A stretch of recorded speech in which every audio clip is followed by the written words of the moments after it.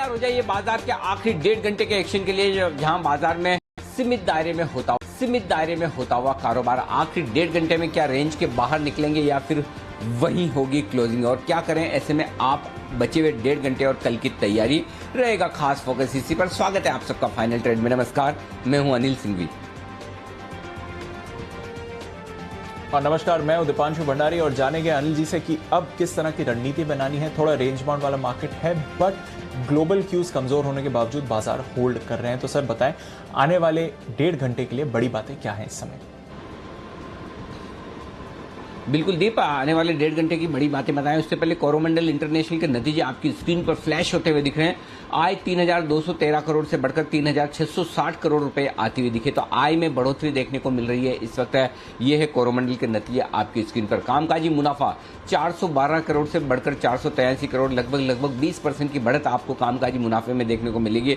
Margin 13.25% से 13.25% की ओर आते हुए, तो आय के फ्रंट पर, मार्जिन के फ्रंट पर, मुनाफे के फ्रंट पर, तीनों फ्रंट पर जो अभी तक रिजल्ट्स हैं वो रिजल्ट्स मजबूत नजर आ रहे हैं और स्टॉक भी 3% मजबूती के साथ ट्रेड करता हुआ दिख रहा है। तो ये है रिजल्ट्स जो आपकी स्क्रीन पर आते हुए दिख रहे हैं। एक के बाद एक वायदा कारोबार की ढेर सारी कंपनियों के रिजल्ट्स आपके सामने आते हुए दिख रहे हैं। फिलहाल जो एक्शन है बता दूं मैं आपको, जिसके लिए दीप मुझे पूछते थे अब तक का एक्शन बताएं, तो छोटे दायरे में बाजार 15,700 के नीचे, 800 के नीचे गया नहीं है और 15,900 को पार किया नहीं, और बीचों बीच में 15,850 पर ट्रेड करता हुआ दिख रहा है। और वही हाल बैंक निफ्टी का भी है। 35,000 के आसपास वक्त बिताने की कोशिश बैंक निफ्टी की होती दिख रही है। मेटल और फार्मा और आईटी, ये तीन स्पेस ऐसी है जो मजबूत है। मिड कैप और स्मॉल कैप शेयरों में आज खरीदारी का माहौल है, यानी कि ब्रॉडर मार्केट में तेजी है। एनर्जी, सरकारी बैंक और ऑटो शेयरों में बिकवाली है। एसबीआई निफ्टी का टॉप लूजर आज आपको नजर आएगा।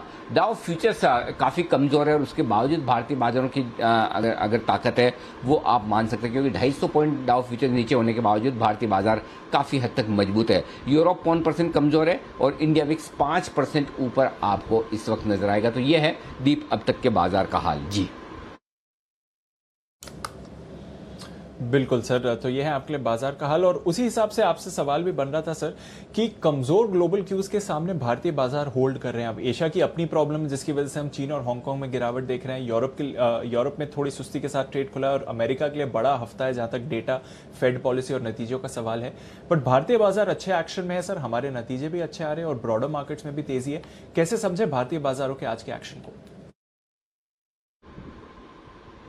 दीप देखिए, सुबह भी SGX 50 जब 100 पॉइंट नीचे नजर आ रहा था तब हम लगातार यही कह रहे थे कि 100-125 पॉइंट की जितनी कमजोरी, अगर वो कमजोरी हो तो खरीदना चाहिए, वो छोड़िए। उसके विपरीत 15,800 को भी बाजार ने नहीं तोड़ा। फ्लैट हम खुले, लेकिन फ्लैट खुलने के बाद बाजार वापस रिकवर होते हुए दिखे। लेकिन जो संकेत है उसके दम पर आप ज्यादा ऊपर ट्रेड भी नहीं कर सकते। 11 बजे जब हम शो खत्म कर रहे थे 15,890 के आसपास, और तब यही राय थी कि यहाँ पर प्रॉफिट बुक भी कर ले। तो बहुत सिंपल सी बात है, 15,800 के आसपास और इसके नीचे खरीदना है। 15,900 के जितना नजदीक आप बेच पाए वहां प्रॉफिट बुक करना है। रेंज बाउंड ट्रेड है, इस रेंज का आपको फायदा उठाना है। तो दोनों तरफ का ट्रेड बनाते रहिए। 15,850 पे वेट एंड वॉच, आराम से इंतजार करें। ऊपर आए प्रॉफिट बुक कीजिए, नीचे आए खरीदारी का मौका ढूंढिए। 250 पॉइंट की जो कमजोरी है डाउ की, वो हमें पता है, कमोवेश डिस्काउंटेड है। लेकिन बाकी एशियाई बाजारों में भी, खासतौर से हांगकांग वगैरह में जो माहौल है, चाइना में जो माहौल है, उसको देखकर थोड़ा सा सावधान होने की जरूरत है। तो हल्की सावधानी रखें, और सावधानी का मतलब सिर्फ इतना ही है कि ऊपर के लेवल पे, रेंज की हायर रेंज पर 15,900 के आसपास आपको प्रॉफिट बुकिंग भी करनी है। दम लगाकर शॉर्ट कर सकते हो तो शॉर्ट भी करें, कोई दिक्कत वाली बात नहीं। तो ये आपको ध्यान में रखना है। तो रेंज बाउंड बाजार को ऊपरी स्तरों पर प्रॉफिट बुक करना है, नीचे आए फिर से खरीदना है, ये ध्यान रखें। नतीजों का सीजन जोरों में है। कोरोमंडल इंटरनेशनल के भी नतीजे आ चुके हैं, कुछ और कंपनियों के भी रिजल्ट्स आने की तैयारी में। दीप, तो रिजल्ट पर भी फोकस करें और साथ ही देखें आज क्या कुछ एक्शन हुआ है, ट्रिगर्स क्या है वो भी बताएं प्लीज। बिल्कुल सर, और नवीन फ्लोरिन के भी नंबर्स आपको आते हुए दिख रहे हैं। एक बार देख लेते हैं किस तरह से हम यहाँ पर अनुमान लगा रहे थे। जहाँ तक नतीजों का सवाल है, नवीन फ्लोरिन इस बार हम अनुमान लगा रहे थे कि आय 331 करोड़ की आती हुई दिख सकती है, और साथ ही जहाँ तक मुनाफे के बाल है 72 करोड़ के मुनाफे का हम अनुमान लगा रहे थे। मुनाफा 51 करोड़ से बढ़कर 56 करोड़ का आया है। तो हमारे अनुमान से तो काफी कमजोर मुनाफे का फिगर आपको आते हुए दिख रहा है, क्योंकि हमने अनुमान लगाया था 72 करोड़ का। आय की बात करें तो 215 करोड़ से आय बढ़कर हमने अनुमान लगाया था कि यहां पर आपको आती हुई दिख सकती है 331 करोड़ की आय। आय बढ़कर 313 करोड़ की आई है। तो आय में फिर भी अच्छी बढ़त दिखी है अनिल जी, हालांकि ये भी हमारे अनुमान से थोड़ी कम है, बट मुनाफे का फिगर अनुमान से काफ़ी सुस्त आपको आते हुए दिख रहा है। तो ये इस समय थोड़ी सुस्ती का आपको संकेत दे रहे हैं जहां तक नतीजों का सवाल है। एक बार कुणाल जी अगर हमारे साथ तैयार हैं तो चलते हैं उनके पास जानने के लिए कि नवीन फ्लोरिन की चार्ट पर क्या व्यू बनना चाहिए। कुणाल जी जरा बताएं, नवीन फ्लोरिन नंबर्स ठीक ठाक है, तो आय का फिगर ठीक है, बट मुनाफा अनुमान से काफी कमजोर है और उसका थोड़ा रिएक्शन आप स्टॉक पर भी आते हुए दिख रहे हैं, 3% नीचे काउंटर।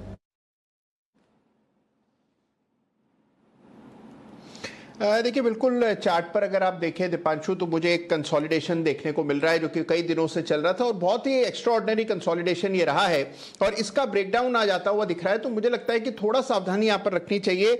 अगर स्टॉक 3800 के नीचे टिका रहता है, कुछ और वक्त बिता देता है, तो एक बार के लिए लॉन्ग पोजिशन अनबाइंड करने की मेरी राय रहेगी, क्योंकि उस केस में मुझे लगता है एक बार 3600 तक नीचे स्टॉक फिसल सकता है और इन स्तरों से 150 रुपए की गिरावट संभव है।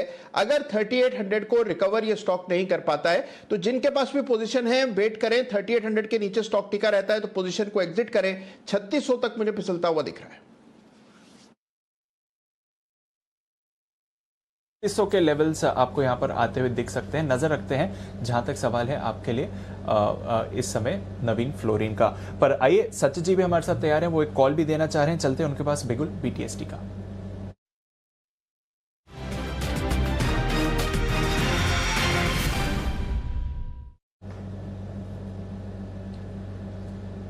गुड आफ्टरनून सचिन जी, बताएं sir. Good afternoon Deepanshu, good afternoon Anil ji. Anil ji, अभी जिस काउंटर के बारे में बात कर रहे थे, कोरोमंडल इंटरनेशनल, जिसके नतीजे अभी आए हैं, वहाँ पर ही एक पर्टिकुलर फ्रेश ब्रेकआउट एस्टैब्लिश हुआ है 900 लेवल्स के आसपास। सो जिस तरीके से स्ट्रक्चर है, मुझे लग रहा है अराउंड 935 तक ये पर्टिकुलर मोमेंटम एक्सटेंड होना चाहिए। तो स्टॉप लॉस लगाना है अराउंड 883 के आसपास। खरीदारी करनी है कोरोमंडल इंटरनेशनल के फ्यूचर्स में। पहला टारगेट होगा अराउंड 935 का और सेकंड टारगेट होगा अराउंड 955 का। ओके, तो कोरोमंडल इंटरनेशनल पर खरीदारी की राय है। अभी अभी आपके लिए आए थे नतीजे और अच्छे रहे हैं इसके नतीजे, तो मूवमेंट आ रहा है उस काउंटर में। आइए एक कॉल वागले साहब की तरफ से भी, बिगुल वागले का वंडर।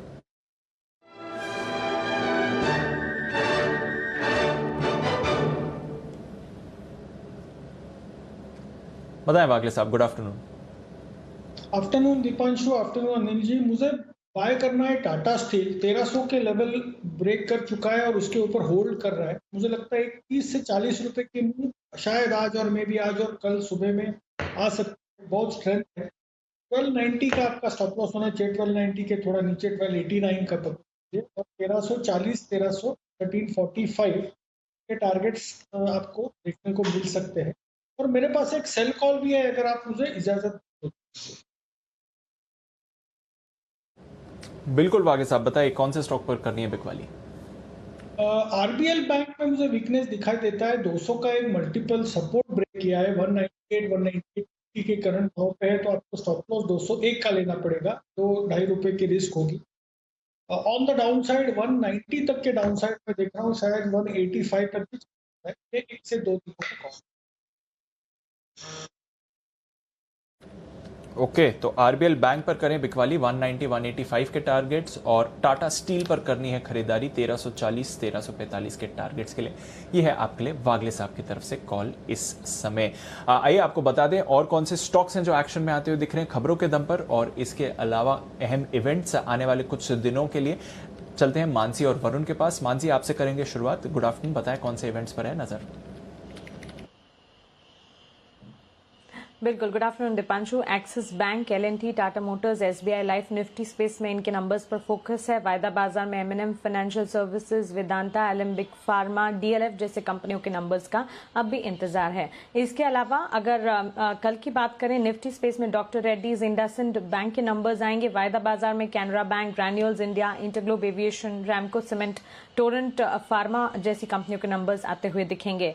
ट्रिगर्स, कल यूएस एफओएमसी की 2 दिवसीय बैठक शुरू होती हुई कल से दिखेगी। ग्लेनमार्क लाइफ साइंसेज का आईपीओ कल खुलेगा, प्राइस बैंड जिसका 695 टू 720 पर शेयर है।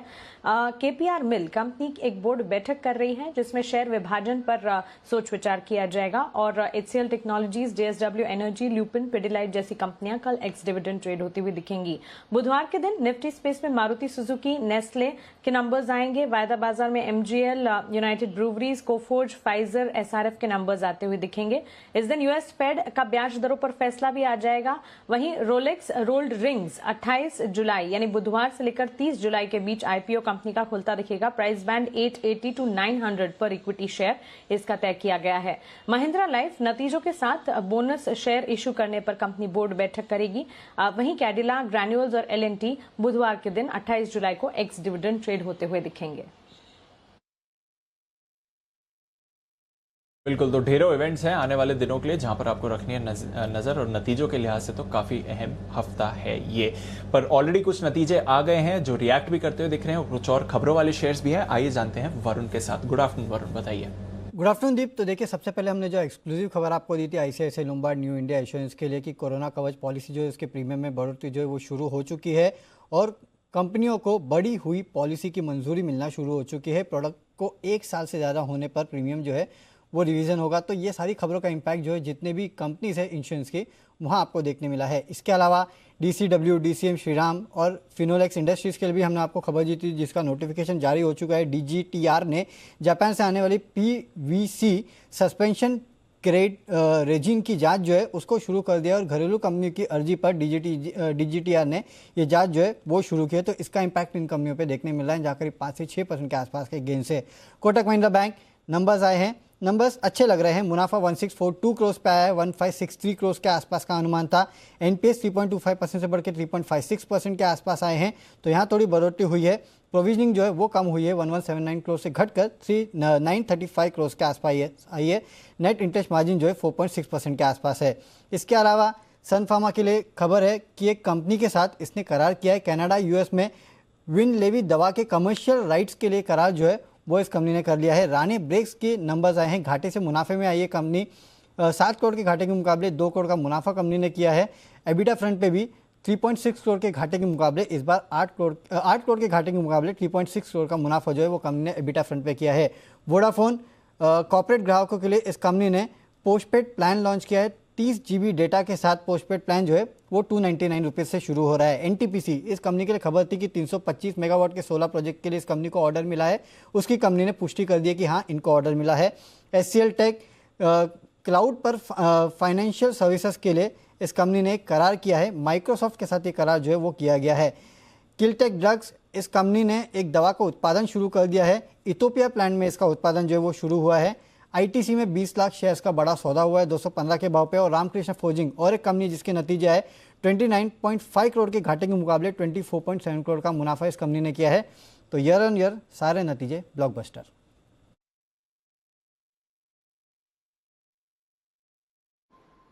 ओके, तो ये है वो तमाम खबरें जहां पर आपको रखना है फोकस। आज बाजार खुलने के बाद आए हैं ढेर सारे नतीजे भी और ढेर सारी खबरें भी, और नतीजों का सिलसिला तो जारी रहेगा ही। आज ढेर सारी रिजल्ट्स का लंबा दिन है और फिलिप्स कार्बन के नतीजे आने की तैयारी में आपकी स्क्रीन पर किसी भी वक्त फ्लैश होते हुए दिखेंगे।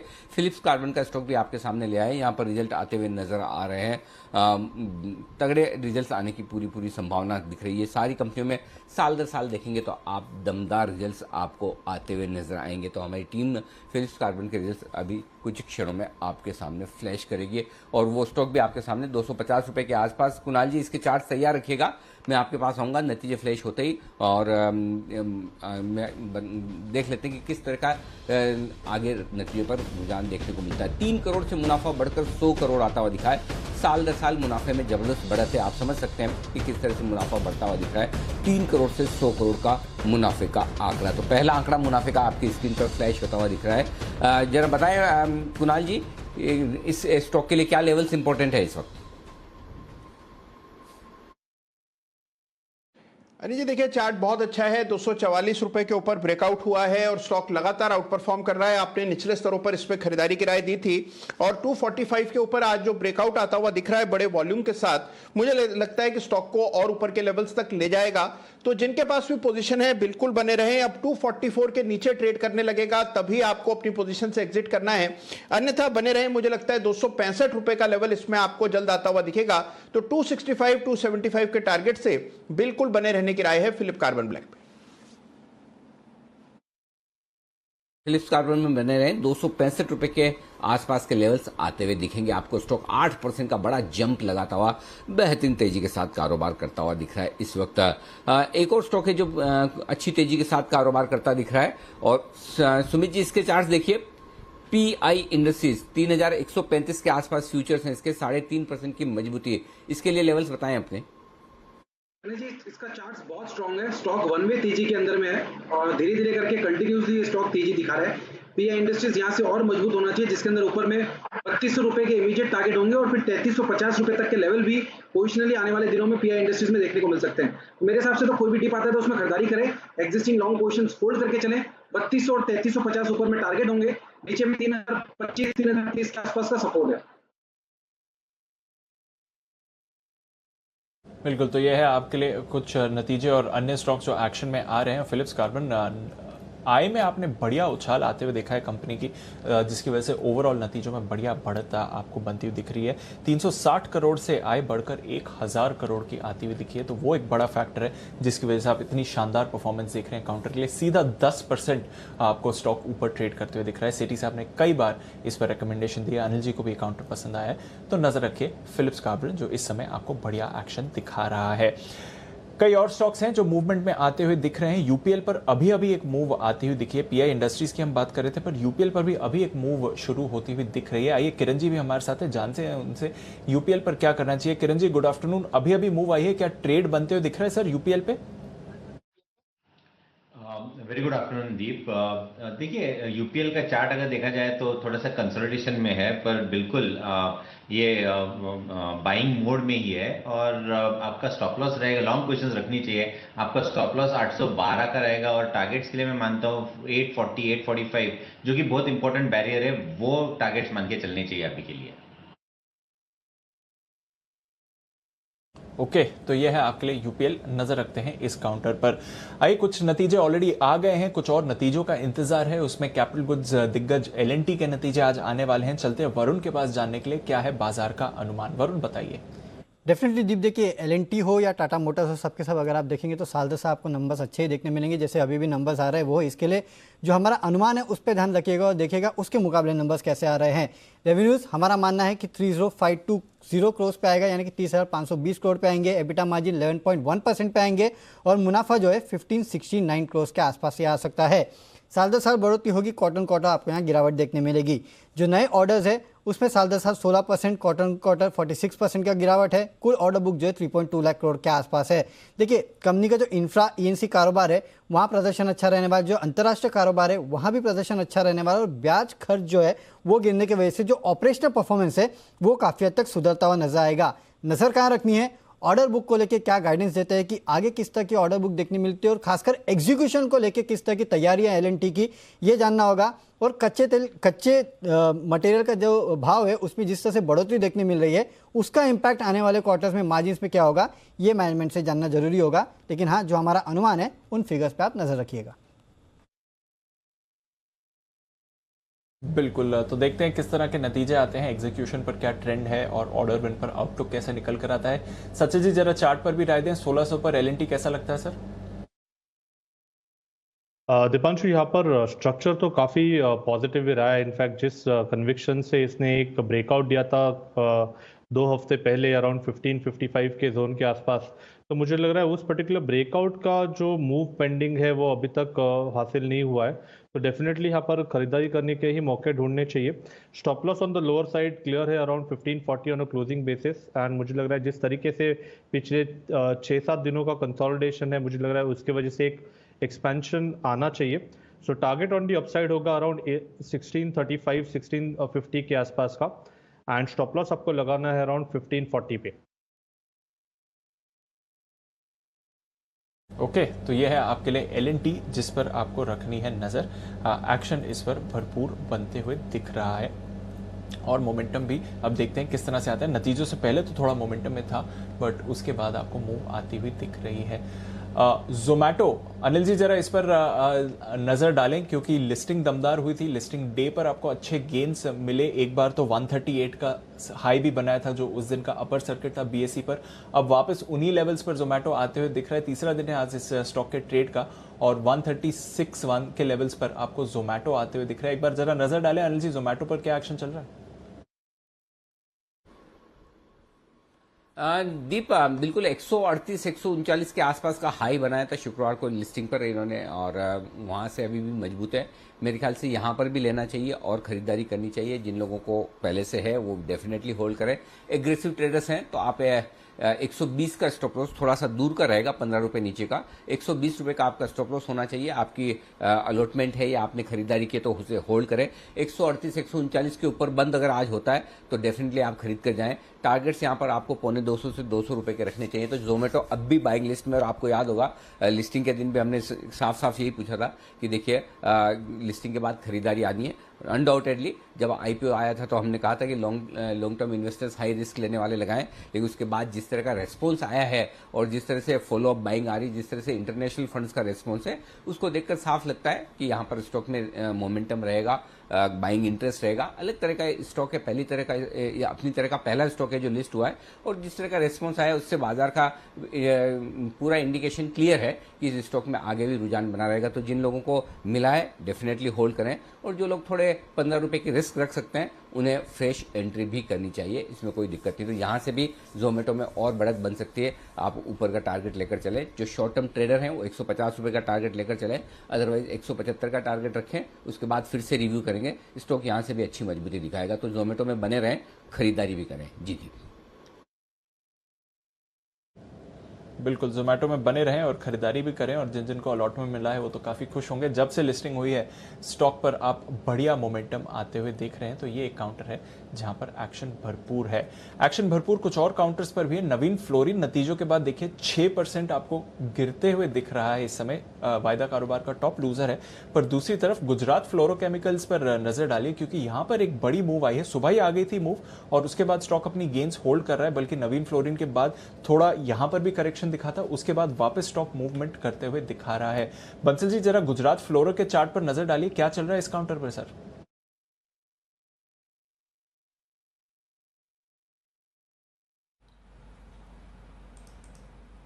दीपांशु एक मिनट लूंगा क्योंकि जब गुजरात फ्लोरो खोलते हैं तो यहाँ पर गुजरात फ्लोरो के नाम से दो शेयर आते हैं। दीपांशु स्ट्रक्चर काफी स्ट्रांग है। नवीन फ्लोरो में तो जिन्होंने भी शॉर्ट टर्म के लिए लिया है दीपांशु निकलना चाहिए। चार्ट डिस्टॉर्ट हुए हैं। दूसरी तरफ गुजरात फ्लोरो को देखें आप तो आज भी हाइस पे ट्रेड कर रहा है। बाय ऑन डिक्लाइन वाला स्टॉक है। शॉर्ट टर्म चार्ट पर 1646 के ऊपर आज के दिन एक ब्रेकआउट देखने को मिला था। ब्रेकआउट के बाद रैली बनी हुई है। तो जिनके पास है होल्ड करें, नई खरीदारी गिरावट पे करनी चाहिए। और दूसरी तरफ नवीन फ्लोरो के अंदर किसी भी पुलबैक में बिकवाली की राय है। ओके, तो ये है आपके लिए गुजरात फ्लोरो और नवीन फ्लोरो पर राय इस समय। गुजरात फ्लोरो में बने रहें। नवीन फ्लोरो ऑलरेडी गिर चुका है, पोजीशन है तो काटे और पुल बैक पर फिर से बिकवाली करने की आप सोच सकते हैं। फिलहाल नतीजे डिसअपॉइंटिंग रहे हैं और उसका इम्पैक्ट आप सीधे स्क्रीन पर आते हुए दिख रहे हैं। बट BSE इस पर आप नजर रखिए। अभी अभी एक बड़ा स्पाइक आते हुए दिखा है। 8.5% ऊपर आपको ये काउंटर इस समय दिख रहा है। तो BSE लिमिटेड में एक बढ़िया मूव आती हुई दिख रही है। पर आइए नतीजों की आज है लंबी लिस्ट। कुछ नतीजे आ गए हैं, कुछ और नतीजों का है इंतजार। एक्सिस बैंक, अब देखते हैं कोटक के बाद एक्सिस के नतीजे कैसे रहेंगे। चलते हैं देवांशी के पास अनुमान जानने के लिए। देवांशी बताइए। बिल्कुल अच्छे नंबर्स का अनुमान एक्सिस बैंक से भी किया जा रहा है। इस बार आप देखिए एसेट क्वालिटी पर हल्का सा दबाव इस बार सारी बैंक्स पर आता हुआ दिख रहा है और सिमिलरली एक्सिस बैंक पर भी आपको ग्रॉस एनपीएस हल्के से बढ़ते हुए दिख सकते हैं। 3.7% से बढ़कर 3.95% के आसपास रह सकते हैं। साथ ही नेट एनपीएस में भी हल्की सी बढ़त का अनुमान लगाया जा रहा है। लेकिन इस बार आप देखिए जो मुनाफे का फिगर है वो आपको एक बड़ा सा जंप आता हुआ दिखेगा क्योंकि सालाना आधार पर जो प्रोविजंस हैं वो कम होते हुए दिखे, लेकिन क्वार्टर ऑन क्वार्टर बेसिस पर प्रोविजंस एक बार फिर थोड़े से बढ़ते हुए दिख सकते हैं। इसके साथ ही अगर ब्याज से आय की बात करें तो करीब 12% तक की बढ़त देखने मिल सकती है। देखना होगा कि लोन बुक कितनी बढ़ती है इस बार, लेकिन अनुमान यही बन रहा है कि रिटेल लोन बुक जो है वहां से हल्की सी बढ़त इस बार आती हुई दिखी है। एमएसएमई लोन और कॉर्पोरेट साइड से जो प्रेशर है वो अभी भी जारी होता हुआ दिखेगा। देखना होगा कि फ्रेश स्लिपेजेस के आंकड़े किस तरह से आते हैं और जो वॉच लिस्ट हर बार एक्सिस बैंक देती है वो किस तरह से रहती है, लेकिन माना जा रहा है कि अब वो जो वॉच लिस्ट है वो थोड़ी सी कम होती हुई दिख सकती है। इन ऑल नंबर्स अच्छे आएंगे YOY बेसिस पर, लेकिन देखना होगा कि एसेट क्वालिटी पर कितना दबाव आता है और फ्रेश स्लिपेजेस के आंकड़े कितने आते हैं इस पर नजर आएगी। तो स्लिपेजेस पर ही सबकी नजर है, क्योंकि आईसीआईसीआई बैंक में भी हमने देखा नतीजे तो अच्छे रहे बट स्लिपेजेस का जो आंकड़ा आया है वो थोड़ा निराशाजनक था, जिसकी वजह से सुबह स्टॉक भी प्रेशर में आते हुए दिख रहा था। एक्सिस बैंक देखते हैं किस तरह के नतीजे और एसेट क्वालिटी पर कमेंट्री रहती है। किरण जी जरा इसके चार्ट भी देखें, एक्सिस बैंक क्या रहा है, एकदम फ्लैट है इस समय।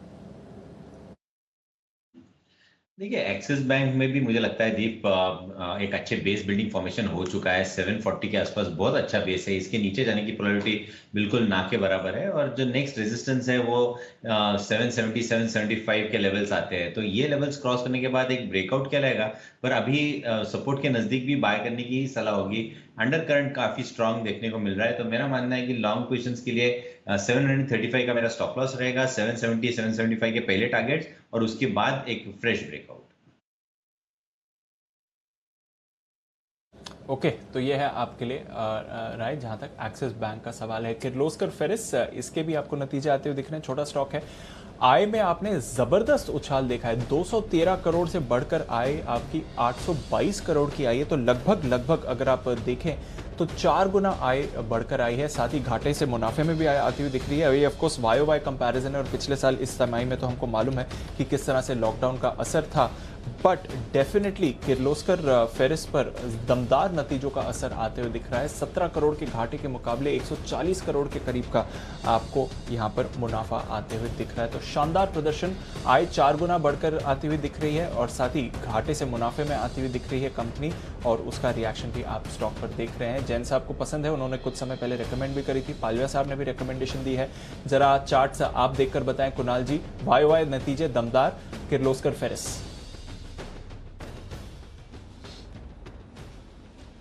देखिए चार्ट बहुत ही जबरदस्त चार्ट है दीपांशु, ब्रेकआउट आता हुआ दिख रहा है। आज एक फ्रेश ब्रेकआउट है और जो मेरे पास चार्ट है उसमें लाइफ टाइम हाई पर ये स्टॉक ट्रेड कर रहा है। इसमें एक ब्रेकआउट आता हुआ दिख रहा है, 295 रुपए के ऊपर अभी स्टॉक निकला है, तो 295 के नीचे एक स्टॉप लॉस रखकर बिल्कुल लॉन्ग पोजीशंस को होल्ड करना चाहिए। मुझे लगता है 320 तक ये स्टॉक तुरंत जा सकता है, तो 320 के टारगेट से होल्ड करें, 295 के नीचे एक छोटा सा स्टॉप लॉस रख लें। ओके, 295 के आसपास का स्टॉप लॉस लगाकर खरीदारी करने की राय किर्लोस्कर फेरिस में आती हुई दिख रही है। एक बार फिर से जोमेटो आपके सामने लेकर आए, जो लिस्टिंग के दिन जो हाइज बनाए थे वो हाइज छुए हैं जोमेटो ने। 138 139 रुपए की रेंज में जो हाइज बने थे, 138 रुपए पर बीएससी पर सर्किट लगा था, तो मेरे ख्याल से बीएससी पर तो एक तरह से नया हाई बन चुका है जोमेटो का। आज 138 को पार किया है बीएससी पर, जी हाँ 138 रुपए 70 पैसे, और एनएससी पर 138 रुपए 65 पैसे, लगभग यही हाई बना था। तो 139 पार करते ही आपके लिए नया हाई बनता हुआ नजर आया। जी हाँ, 139 के पार निकलता हुआ जोमेटो, तो जोमेटो नए हाईज बनाता हुआ दिख रहा है, तो दमदार खरीदारी होती हुई दिख रही है जोमेटो में इस वक्त आपके लिए। ये है स्टॉक जो कमाल करता हुआ दिख रहा है, जबरदस्त एक्शन में आता हुआ नजर आ रहा है इस वक्त, तो नई लिस्टिंग कमाल करती हुई यहां पर आपके सामने। आइए वक्त है आपके लिए सेठी साहब से मुलाकात करने का, 2:30 बजे सदाबहार सेठी साहब की short term pics.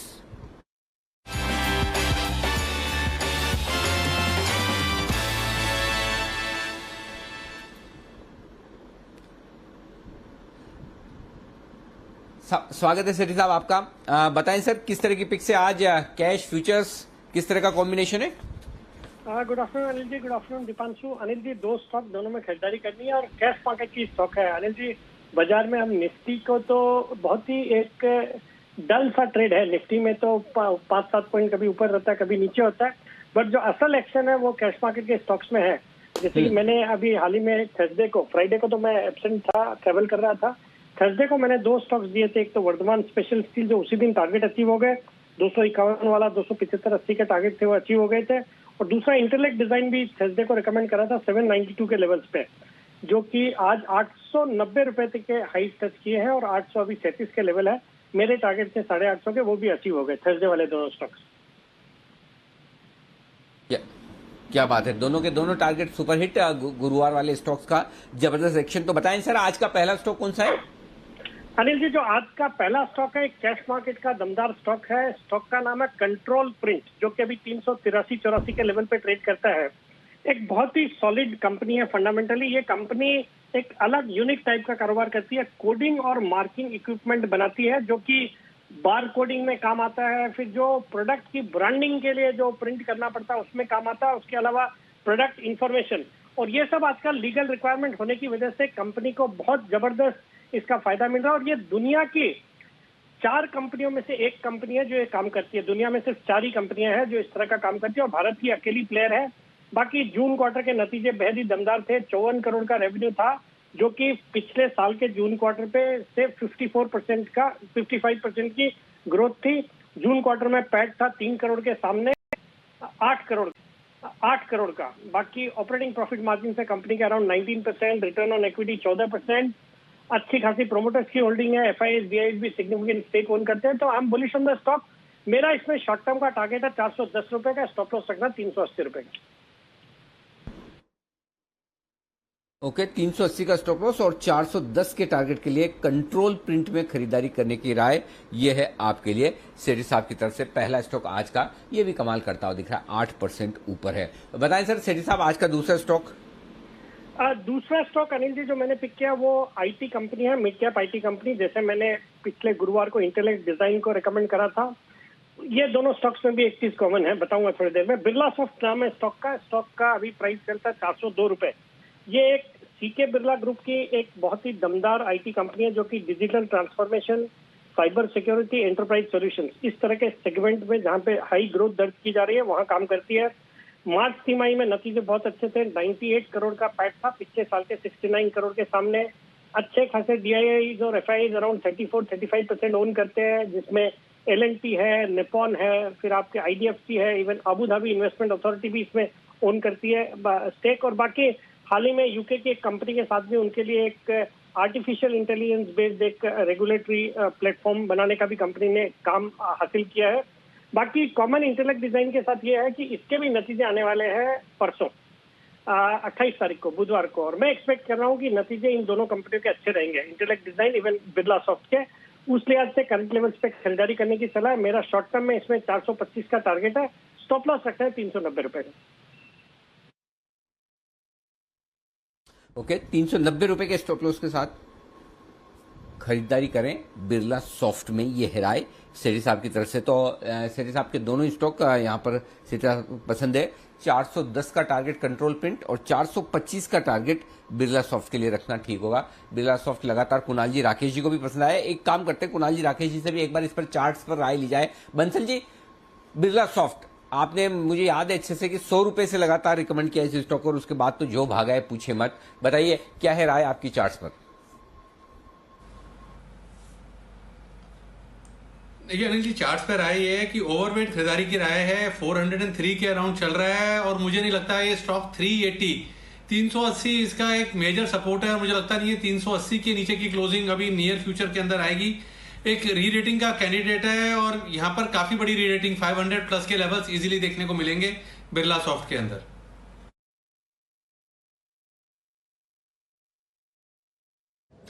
Birla soft नजर रखिए। टेक्निकली राकेश जी, कुणाल जी भी रेकमेंड कर चुके हैं, सेठी साहब को भी पसंद आ रहा है और नतीजे भी अच्छे रह सकते हैं इस कंपनी के लिए। कंट्रोल प्रिंट, बिरला सॉफ्ट, ये है आपके लिए सेठी साहब की तरफ से 2 शॉर्ट टर्म पिक्स। आइए अनिल जी से थोड़ी देर में स्ट्रैटेजी लेंगे, उससे पहले सचिन जी अपनी एक कॉल दे रहे हैं बिगुल, उनके लिए BTSTT।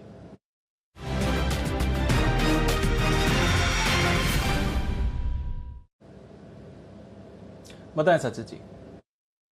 दीपांशु, आज हेल्थ केयर स्टॉक्स में काफ़ी अच्छा सस्टेनेबल मोमेंटम है। एंड अगर हम ओवरऑल इसके स्टॉक्स को स्कैन करें तो यहाँ पर मेट्रोपोलिस अपने सपोर्ट के आसपास फिलहाल प्लेस्ड है। सो जिस तरीके से इसका वीकली स्ट्रक्चर है, लगभग 6 हफ्तों से यहाँ पर एक ट्रायंगुलर फॉर्मेशन है एंड ट्रायंगुलर फॉर्मेशन का बेस 2800 के आसपास का है। उसी पर्टिकुलर बेस से आज ये मूव एलिवेट हुई है, तो मुझे लग रहा है यहाँ पर खरीदारी करनी चाहिए। स्टॉप लॉस आपको लगाना है अराउंड 2845 के आसपास। जो फर्स्ट टारगेट मैं देख रहा हूँ इसका 200 day exponential moving average placed है अराउंड 2960 के आसपास का, तो खरीदारी करनी है 2840 के स्टॉप लॉस के साथ 2960 के टारगेट के लिए। एंड मुझे लग रहा है पोजिशनली जिस तरीके से ये स्ट्रक्चर है, इसका जो अपर एंड है ट्रायंगल फॉर्मेशन का, वो लगभग अराउंड 3070 के आसपास का है। तो ये दो लक्ष्य जरूर ध्यान में रखें। एंड मुझे लग रहा है अभी यहाँ पर एक फ्रेश ब्रेकआउट की उम्मीद होगी मेट्रोपोलिस इस पर्टिकुलर स्टॉक में। ओके, तो यह है आपके लिए मेट्रोपोलिस पर खरीदारी की राय। डॉक्टर लाल भी आपको बढ़िया मोमेंटम में आते हुए दिख रहा है, 3-3.5% ऊपर है डॉक्टर लाल, और अब मेट्रोपोलिस ने भी तेजी पकड़ी है, 2% ऊपर खरीदारी की राय आती हुई। बाजार में भी है एक्शन भरपूर विद इन अ रेंज। तो आइए देखते हैं अब इस रेंज में कैसे आप कर सकते हैं ट्रेड। चलते हैं अनिल जी के पास मार्केट स्ट्रैटेजी के लिए।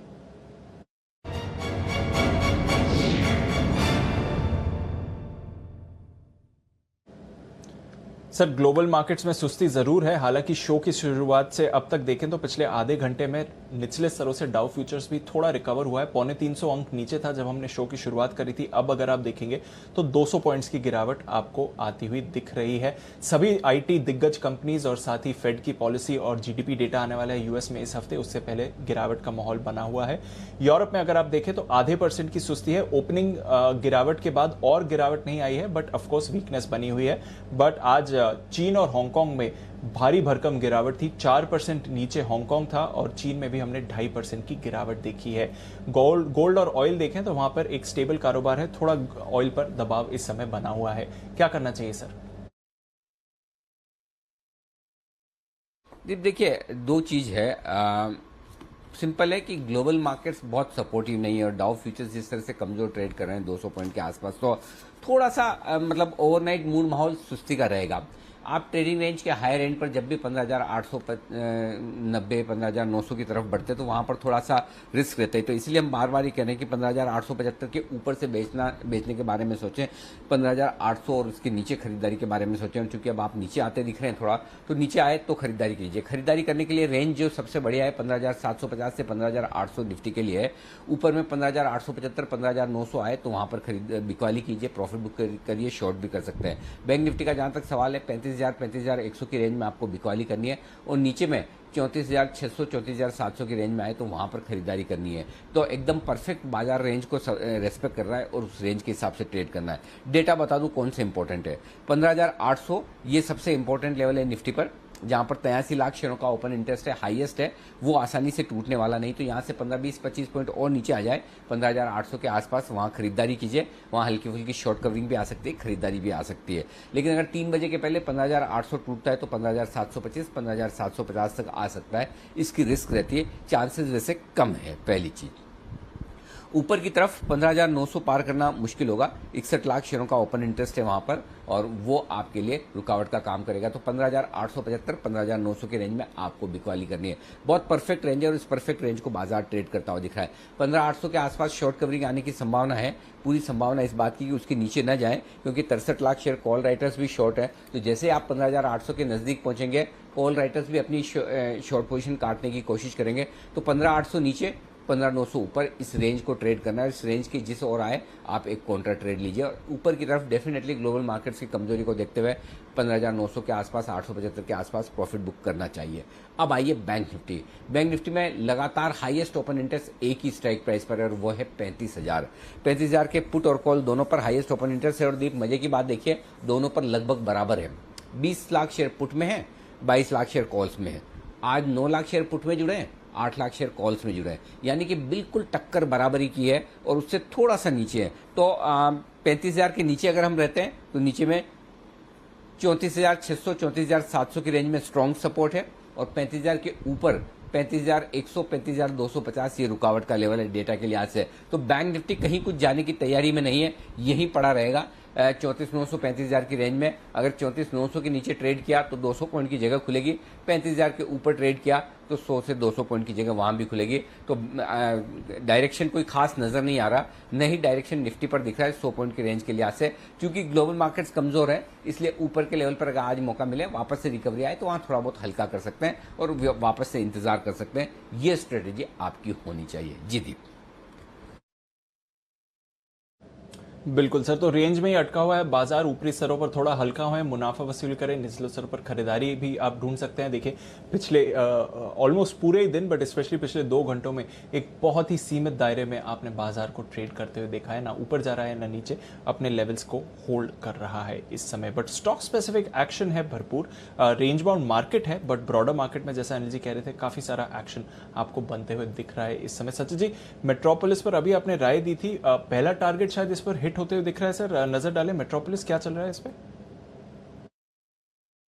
जी दीपांशु, एक फ्रेश ब्रेकआउट पकड़ा है, तो मुझे लग रहा है जिस तरीके से इसने रिबाउंड किया है, इसके जो नेक्स्ट टारगेट्स है मुझे लग रहा है वो भी अचीव हो जाने चाहिए। जिस तरीके से स्ट्रक्चर है मुझे लग रहा है ये मोमेंटम लगभग अराउंड 3050 3070 तक एक्सटेंड हो सकता है, तो डेफिनेटली यहाँ पर बने रहिए।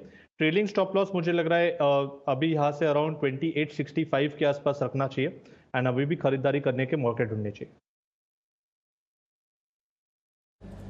ओके, तो खरीदारी के मौके अभी भी हैं इस काउंटर पर, नजर रखिए। मेट्रोपोलिस फिलहाल पहला टारगेट इस पर हिट हुआ है, बट और मोमेंटम में ये काउंटर आते हुए दिख रहा है।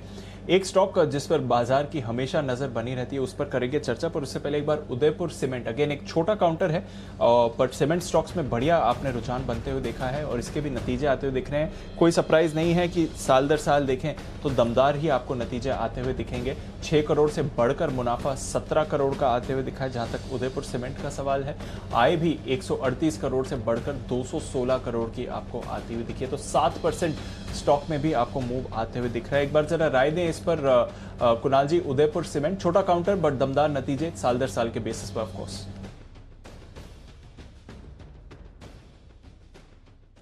देखिए जबरदस्त चार्ट है दीपांशु, जैसे अभी आपने कहा कि सीमेंट चार्ट्स बहुत ही मजबूत लग रहे हैं। उदयपुर सीमेंट का चार्ट देखें तो निचले स्तरों पर राउंडिंग बॉटम बना है, ब्रेकआउट आता हुआ दिख रहा है, तो मुझे लगता है कि 37 रुपए के आसपास अब एक बड़ा सपोर्ट तैयार हो गया है।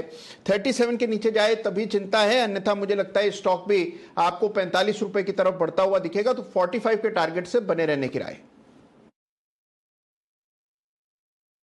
ट्रेडर्स डायरी में वरुण ने भी रेकमेंड किया था, माय चॉइस स्टॉक था उनका उदयपुर सीमेंट, और हम देख रहे हैं लगातार सीमेंट स्टॉक्स में बढ़िया एक्शन बनते हुए दिख रहा है। अंबुजा पिछले हफ्ते काफी एक्टिव रहा, अच्छे नतीजे आए थे। अल्ट्राटेक इस पर हमने एक्शन देखा है, बाकी जो सीमेंट काउंटर्स हैं वहां पर भी आपको बढ़िया मूव आती हुई दिख रही है, तो शानदार एक्शन सीमेंट स्टॉक्स में। आइए चोपड़ा साहब भी हमारे साथ हैं। चोपड़ा साहब, सीमेंट स्टॉक्स लगातार बढ़िया एक्शन दिखा रहे हैं, ये ट्रेंड बरकरार रहेगा सर? कोई सीमेंट स्टॉक जिस पर आपकी पसंद हो?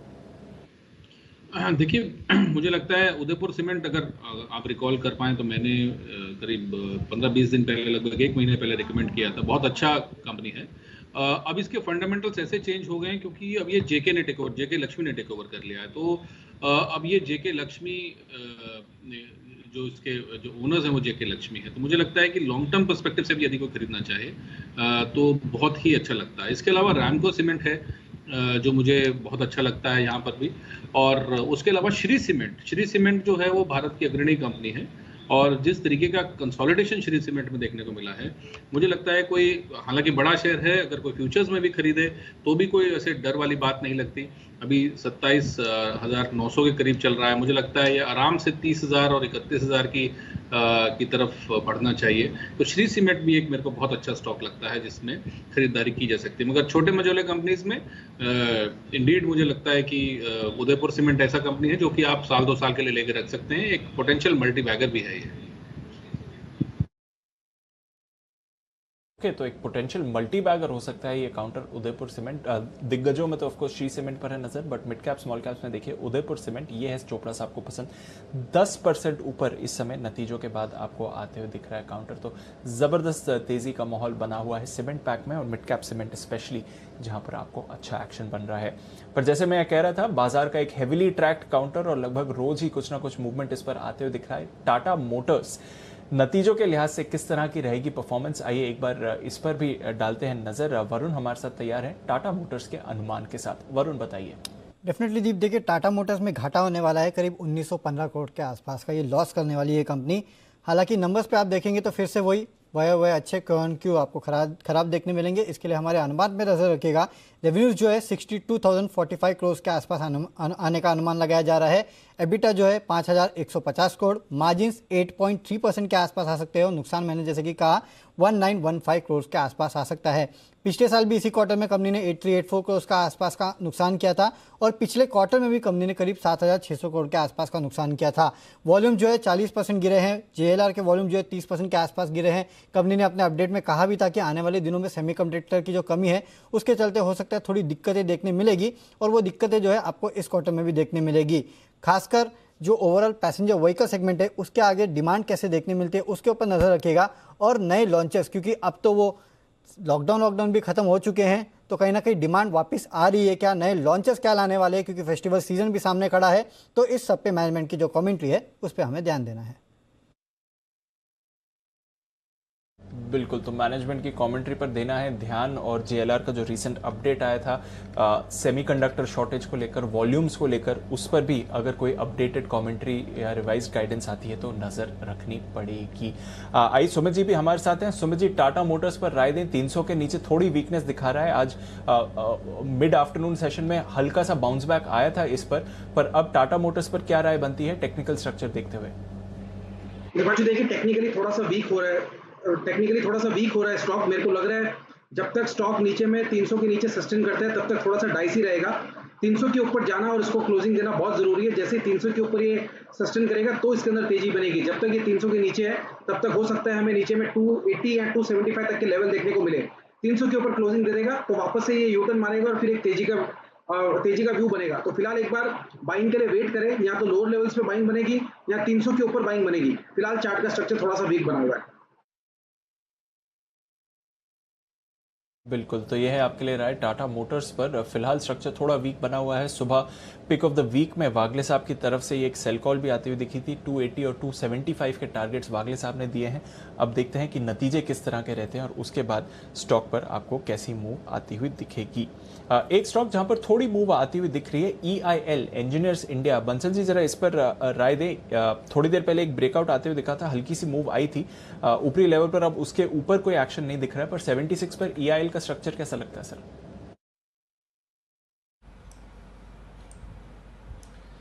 देखिए दीपांशु, स्टॉक करेक्टिव मोड में ट्रेड कर रहा है। 2-3 बार ये चलने की कोशिश करी, ऊपर में चला नहीं, बट एक अहम सपोर्ट से स्टॉक ने एक रिवर्सल लिया है। नीचे में 74-75 एक अच्छा बेस है, वो सपोर्ट्स होल्ड कर रहा है। तो आज के जो लोज हैं 74.80 के, उसके स्टॉप लॉस के साथ यहाँ बने रहने की राय है। और ये स्टॉक ऊपर में शॉर्ट टर्म के अंदर 78.5, 79 के लेवल्स दिखा सकता है। ओके, तो 78.5, 79 के लेवल्स आपको इस पर आते हुए दिख सकते हैं। इंजीनियर्स इंडिया, EIL, यह है एक काउंटर जिस पर आपको रखनी है नज़र। और SIP स्टॉक में भी हमने आपको इसके बारे में बताया था। एक्शन थोड़ा इस समय सबड्यूड है, पर देखते हैं इन लेवल से किस तरह की मूव आएगी। इंश्योरेंस ये एक स्पेस है जहां पर एक्टिविटी आपको बढ़ती हुई दिख रही है। जनरल इंश्योरेंस कंपनीज के लिए तो बड़ी खबर आई थी, तो उन्हें रिवीजन के लिए अनुमति मिल गई है, जो हमने आपको सुबह बताई थी। पर लाइफ इंश्योरेंस की बात करें तो SBI लाइफ के नतीजे आने वाले हैं और इस पर बाजार की है नजर। स्पेशली जिस तरह का कोविड इंपैक्ट HDFC लाइफ ने बात करी थी, क्या SBI लाइफ में भी वैसा इंपैक्ट आते हुए दिख सकता है? आइए जानते हैं देवांशी के साथ कैसे रहेंगे SBI लाइफ के नतीजे। देवांशी बताइए। बिल्कुल दीपांशु, जैसे कि हमने देखा कि बाकी इंश्योरेंस कंपनीज में इस बार जो क्लेम्स थे वो थोड़े से बढ़ते हुए दिखे थे और सिमिलरली SBI लाइफ में भी जो क्लेम्स आते हुए दिखेंगे वो थोड़े हायर साइड पे होंगे और इसी के चलते मुनाफे पर असर आपको देखने मिल सकती है। पिछले साल जो बेस था वो थोड़ा सा कम था और इसके चलते आपको ग्रोथ देखने मिल सकती है, लेकिन अगर आप सीक्वेंशली इसको कंपेयर करते हैं तो आपको डाउनफॉल देखने मिल सकती है। इस बार अगर YOY देखें तो नेट प्रीमियम में करीब 18 से 20% तक की बढ़त का अनुमान लगाया जा रहा है। मुनाफे में गिरावट देखने मिलेगी करीब 18 to 19% की, और साथ ही आप देखिए इस बार क्वार्टर बेसिस पर काफी ज्यादा गिरावट का अनुमान लगाया जा रहा है। जो मुनाफा है वो 40% घट सकता है और तिमाही आधार पर अगर आप प्रीमियम देखें तो 40% से ज्यादा की गिरावट देखने मिल सकती है। तो इन ऑल देखना होगा कि इस बार जो क्लेम्स हैं वो किस तरह से आते हुए दिख रहे हैं। माना जा रहा है कि जितने ज़्यादा क्लेम्स आते हुए दिखेंगे उतना ही जो असर है वो उनके मुनाफे पर आता हुआ दिखेगा, लेकिन सीक्वेंशली जो नंबर्स होंगे वो कम होंगे और YOY बेसिस पर अगर आप देखें तो टॉप लाइन में आपको थोड़ा सा सुधार देखने मिल सकता है। तो ये है आपके लिए SBI लाइफ। नज़र रखते हैं इस काउंटर पर किस तरह का एक्शन बनते हुए दिख सकता है। चोपड़ा साहब कैसे देखें इंश्योरेंस कंपनीज को? जैसा देवांशी बता रही थी कोविड क्लेम्स ज़्यादा रहेंगे और उसका इम्पैक्ट रहेगा। HDFC लाइफ पर तो हम ऑलरेडी देख चुके हैं। SBI लाइफ अगर नतीजों के बाद यहाँ पर भी वैसी वीकनेस दिखती है तो क्या करना चाहिए सर? मुझे लगता है अगर वीकनेस है तो थोड़ा प्रॉफिट बुक करके वेट करना चाहिए।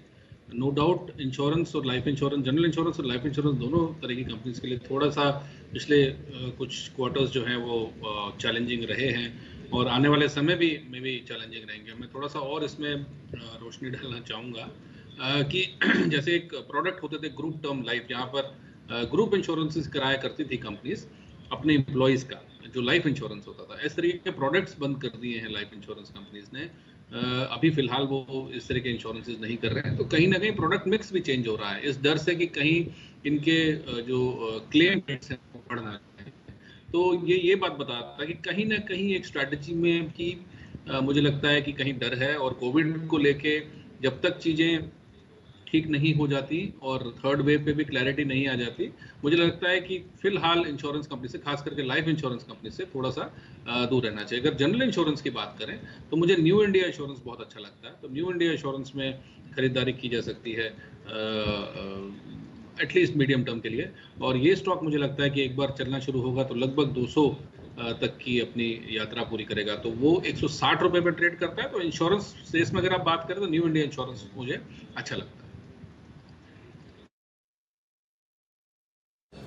बिल्कुल, तो ये है आपके लिए न्यू इंडिया इंश्योरेंस पर चोपड़ा साहब की राय। और आज सुबह हम बात कर भी रहे थे जब अनुराग एक्सक्लूसिव खबर लेकर आए थे कि रिवीजन के लिए अनुमति मिल चुकी है इंश्योरेंस कंपनीज को, और अनिल जी ने भी कहा था न्यू इंडिया इंश्योरेंस ये एक ऐसा काउंटर है जिस पर आपको रखनी चाहिए नज़र। 250 तक के लेवल्स आपको आते हुए दिख सकते हैं। सुबह जी भी कह रहे थे टेक्निकली अच्छा काउंटर है, तो नज़र रखते हैं न्यू इंडिया इंश्योरेंस पर। बट फिलहाल SBI लाइफ, इसके आने वाले हैं नतीजे जहाँ पर आपको रखनी चाहिए नज़र। एक्शन यहाँ पर आपको बढ़िया बनते हुए दिख सकता है। SBI लाइफ नतीजे आएंगे, देखते हैं किस तरह के रहेंगे नतीजे। कुछ और काउंटर्स जहां पर थोड़ी मूव आती हुई दिख रही है, AU स्मॉल फाइनेंस बैंक, ये थोड़ा एक्शन दिखा रहा है इस समय। किरण जी, कोई ट्रेड दिखता है AU स्मॉल फाइनेंस बैंक पर सर? बैंक्स वैसे तो थोड़े सुस्त हैं बट यहाँ पर आपको 2% की तेजी दिख रही है सर।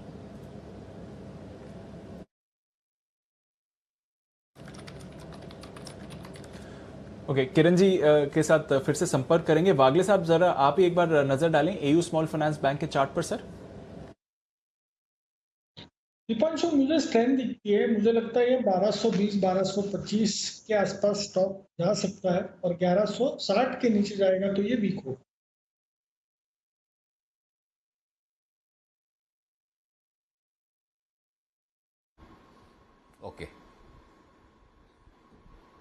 ओके, तो ये है आपके लिए AU small finance bank. DLF, इसके आने वाले हैं नतीजे, और नतीजे किस तरह के रहेंगे आइए जान लेते हैं अनुमान। मानसी हमारे साथ तैयार है। मानसी, बताइए कैसे रहेंगे DLF के नतीजे?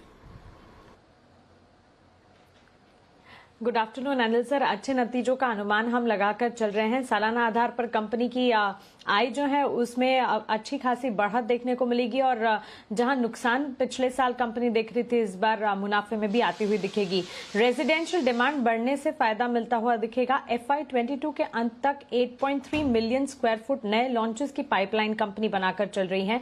प्री सेल्स में बढ़ोतरी हुई है जिसका सीधा असर आय के फ्रंट पर हम देखेंगे। अनुमान यह है कि करीब 550 करोड़ से कंपनी की आय 2122 करोड़ पर जाती हुई दिख सकती है। लगातार मांग में बढ़त और अच्छी बिक्री से घाटे से कंपनी मुनाफे में आएगी। जहां 71 करोड़ का घाटा था, 346 करोड़ का मुनाफा इस बार देखने की उम्मीद है। कुछ चीजें हैं जिस पर खास फोकस रखना है, रिवाइवल की गति पर, कमर्शियल लीजिंग और बिक्री के ट्रेंड पर, साथ ही ऑपरेटिंग कैश फ्लोज और लीज रेंटल से होने वाली कंपनी की आय की स्थिति क्या है, इस पर फोकस रहेगा। मार्जिन्स जो है 44.9% पर। तो ओवरऑल सालाना आधार पर नतीजे अगर देखें तो काफी पॉजिटिव आते हुए दिखेंगे।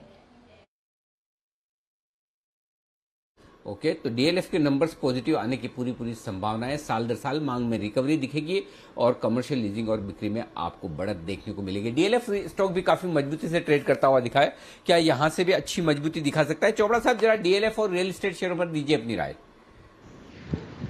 अनिल जी, पिछले करीब 6 महीने से अंग्रेजी में जैसे कहते हैं I am sticking my neck out, और मुझे रियल एस्टेट बहुत अच्छा लग रहा है। एक रिवाइवल कैंडिडेट था उस समय पर और आज भी है। मुझे लगता है अभी भी कोई बबल नहीं है रियल एस्टेट में, अगर अच्छी रियल एस्टेट कंपनीज चुनी जाएं जिसके ऊपर कर्जे का भार कम है, और डीएलएफ की जहां तक हम बात करें, ये नॉर्थ इंडिया की और कुछ उन्होंने ईस्ट इंडिया में भी शुरू किया था, अग्रणी कंपनी है। और आपको एक छोटा सा एग्जांपल देता हूं मैं, इनके मार्की फ्लैट्स हैं कमेलियास, जो कि करीब 30 करोड़ एंड अबव बेचते हैं।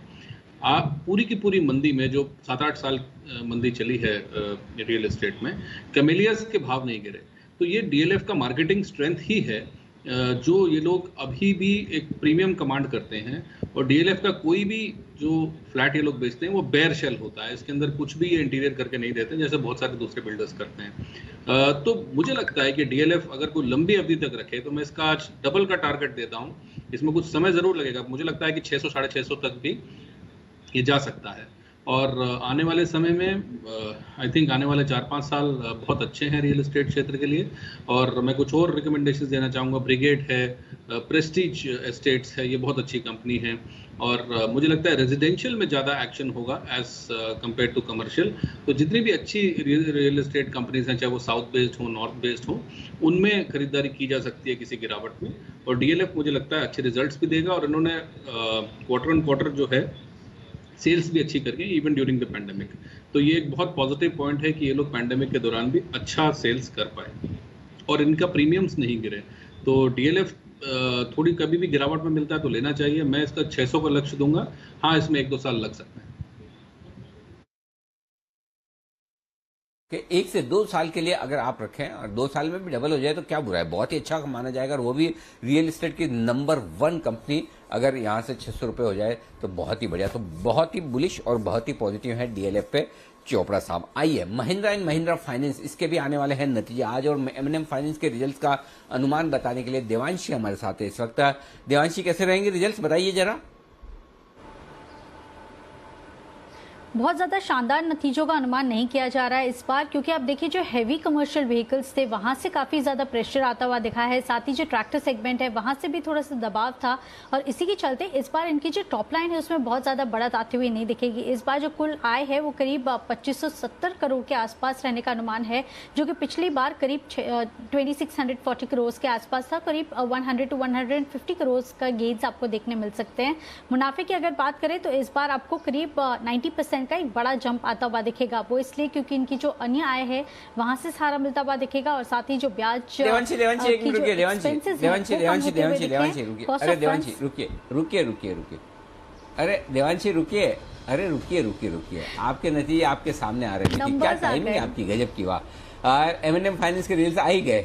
जी हाँ, बिल्कुल 1530 करोड़ का घाटा है, लेकिन इसमें एक्सेप्शनल घाटा है 2070 करोड़ का, ये ध्यान में रखें। तो 2070 करोड़ का घाटा आप हटाएंगे तो लगभग 540 करोड़ के रुपए के आसपास का मुनाफे का आंकड़ा दिखेगा। एग्जैक्ट हम निकालेंगे एग्जैक्टली क्या कुछ है, लेकिन इसमें एक्सेप्शनल घाटा है, ये ध्यान में रखिएगा। तो मुनाफे से घाटे में भले आई है कंपनी, लेकिन एक्सेप्शनल घाटा है, उसको ध्यान में रखकर करना है। तो एकदम से कूद ना पड़े, ऐसे परेशान हो जाए अरे इतना कितना नुकसान कर दिया 1500 करोड़ का, ऐसा कुछ नहीं है। तो थोड़ा एक्सेप्शनल घाटा जो भी है उसको समझ कर करना है, तो वो है, उस हिसाब से शायद देखेंगे तो रिजल्ट उतने बुरे नहीं दिखेंगे। एक बार देख लेते हैं कितना एक्सेप्शनल लॉस है, क्या है क्या नहीं है, और तब तक और कुछ आता हुआ दिख रहा है तो एक बार वो भी देख लीजिए। दीप, और कोई डेटा नजर आ रहे हैं आपको एमएनएम फाइनेंस को लेकर, जरा एक बार रिजल्ट्स पढ़ दें जल्दी से। बिल्कुल सर, और मैं एक्सेप्शनल आइटम की तरफ ही नज़र बनाने की कोशिश कर रहा था कि किस तरह का इनका जो आइटम रहा है और इम्पैक्ट उसका कैसा आते हुए दिखा है। एक्सेप्शनल आइटम एक जॉइंट वेंचर की तरफ से है, उसका इन्होंने जो सेटलमेंट करा था उसके लिहाज से ये है। ये जॉइंट वेंचर था महिंद्रा एसेट मैनेजमेंट कंपनी और महिंद्रा ट्रस्टी कंपनी, जो होली ओन सब्सिडरी है। इनका मैन्युलाइफ एसेट मैनेजमेंट के साथ जो जॉइंट वेंचर का था उसकी तरफ ये थोड़ा एडजस्टमेंट होते हुए दिखा है। तो ये एक फैक्टर है जिस पर आपको रखनी चाहिए नज़र, जहाँ तक महिंद्रा के नतीजों का सवाल है। अदरवाइज अगर आप देखें सर, तो कुल जो इनकी टोटल रेवेन्यू फ्रॉम ऑपरेशन आया है वो 2550 करोड़ के आसपास का आपको आते हुए दिख रहा है। हमारा अनुमान 2571 करोड़ रुपए का था, तो एकदम अनुमान मुताबिक ही ये आपको आते हुए दिखा है अगर आप YOY बेसिस पर इसको कंपेयर करें तो जो टोटल रेवेन्यू फ्रॉम ऑपरेशंस है वो तो अनुमान मुताबिक या अनुमान से आप कह सकते हैं थोड़ा सा कम आया है, बट ये जो एक्सेप्शनल घाटा है लगभग 2160 करोड़ रुपए का एडजस्टमेंट एक तरफ की तरफ से, वहां से आपको एक इम्पैक्ट आते हुए दिख रहा है। उसका रिजल्ट इस समय इस नंबर्स पर है। देखना पड़ेगा कि किस तरह की यहाँ पर एनपीएस पर कमेंट्री आ रही है मैनेजमेंट की तरफ से, क्योंकि वो भी एक इंपॉर्टेंट फैक्टर है। और जो ओवरऑल डिस्बर्समेंट्स को लेकर है, जो सीवी फाइनेंसिंग में थोड़ी परेशानियां हुई हैं, उस पर कंपनी का क्या कहना है, ये भी एक इंपॉर्टेंट फैक्टर रहेगा। स्टैंड अलोन बेसिस पर अगर आप देखें तो कुल इनकम में 18% की गिरावट आई है।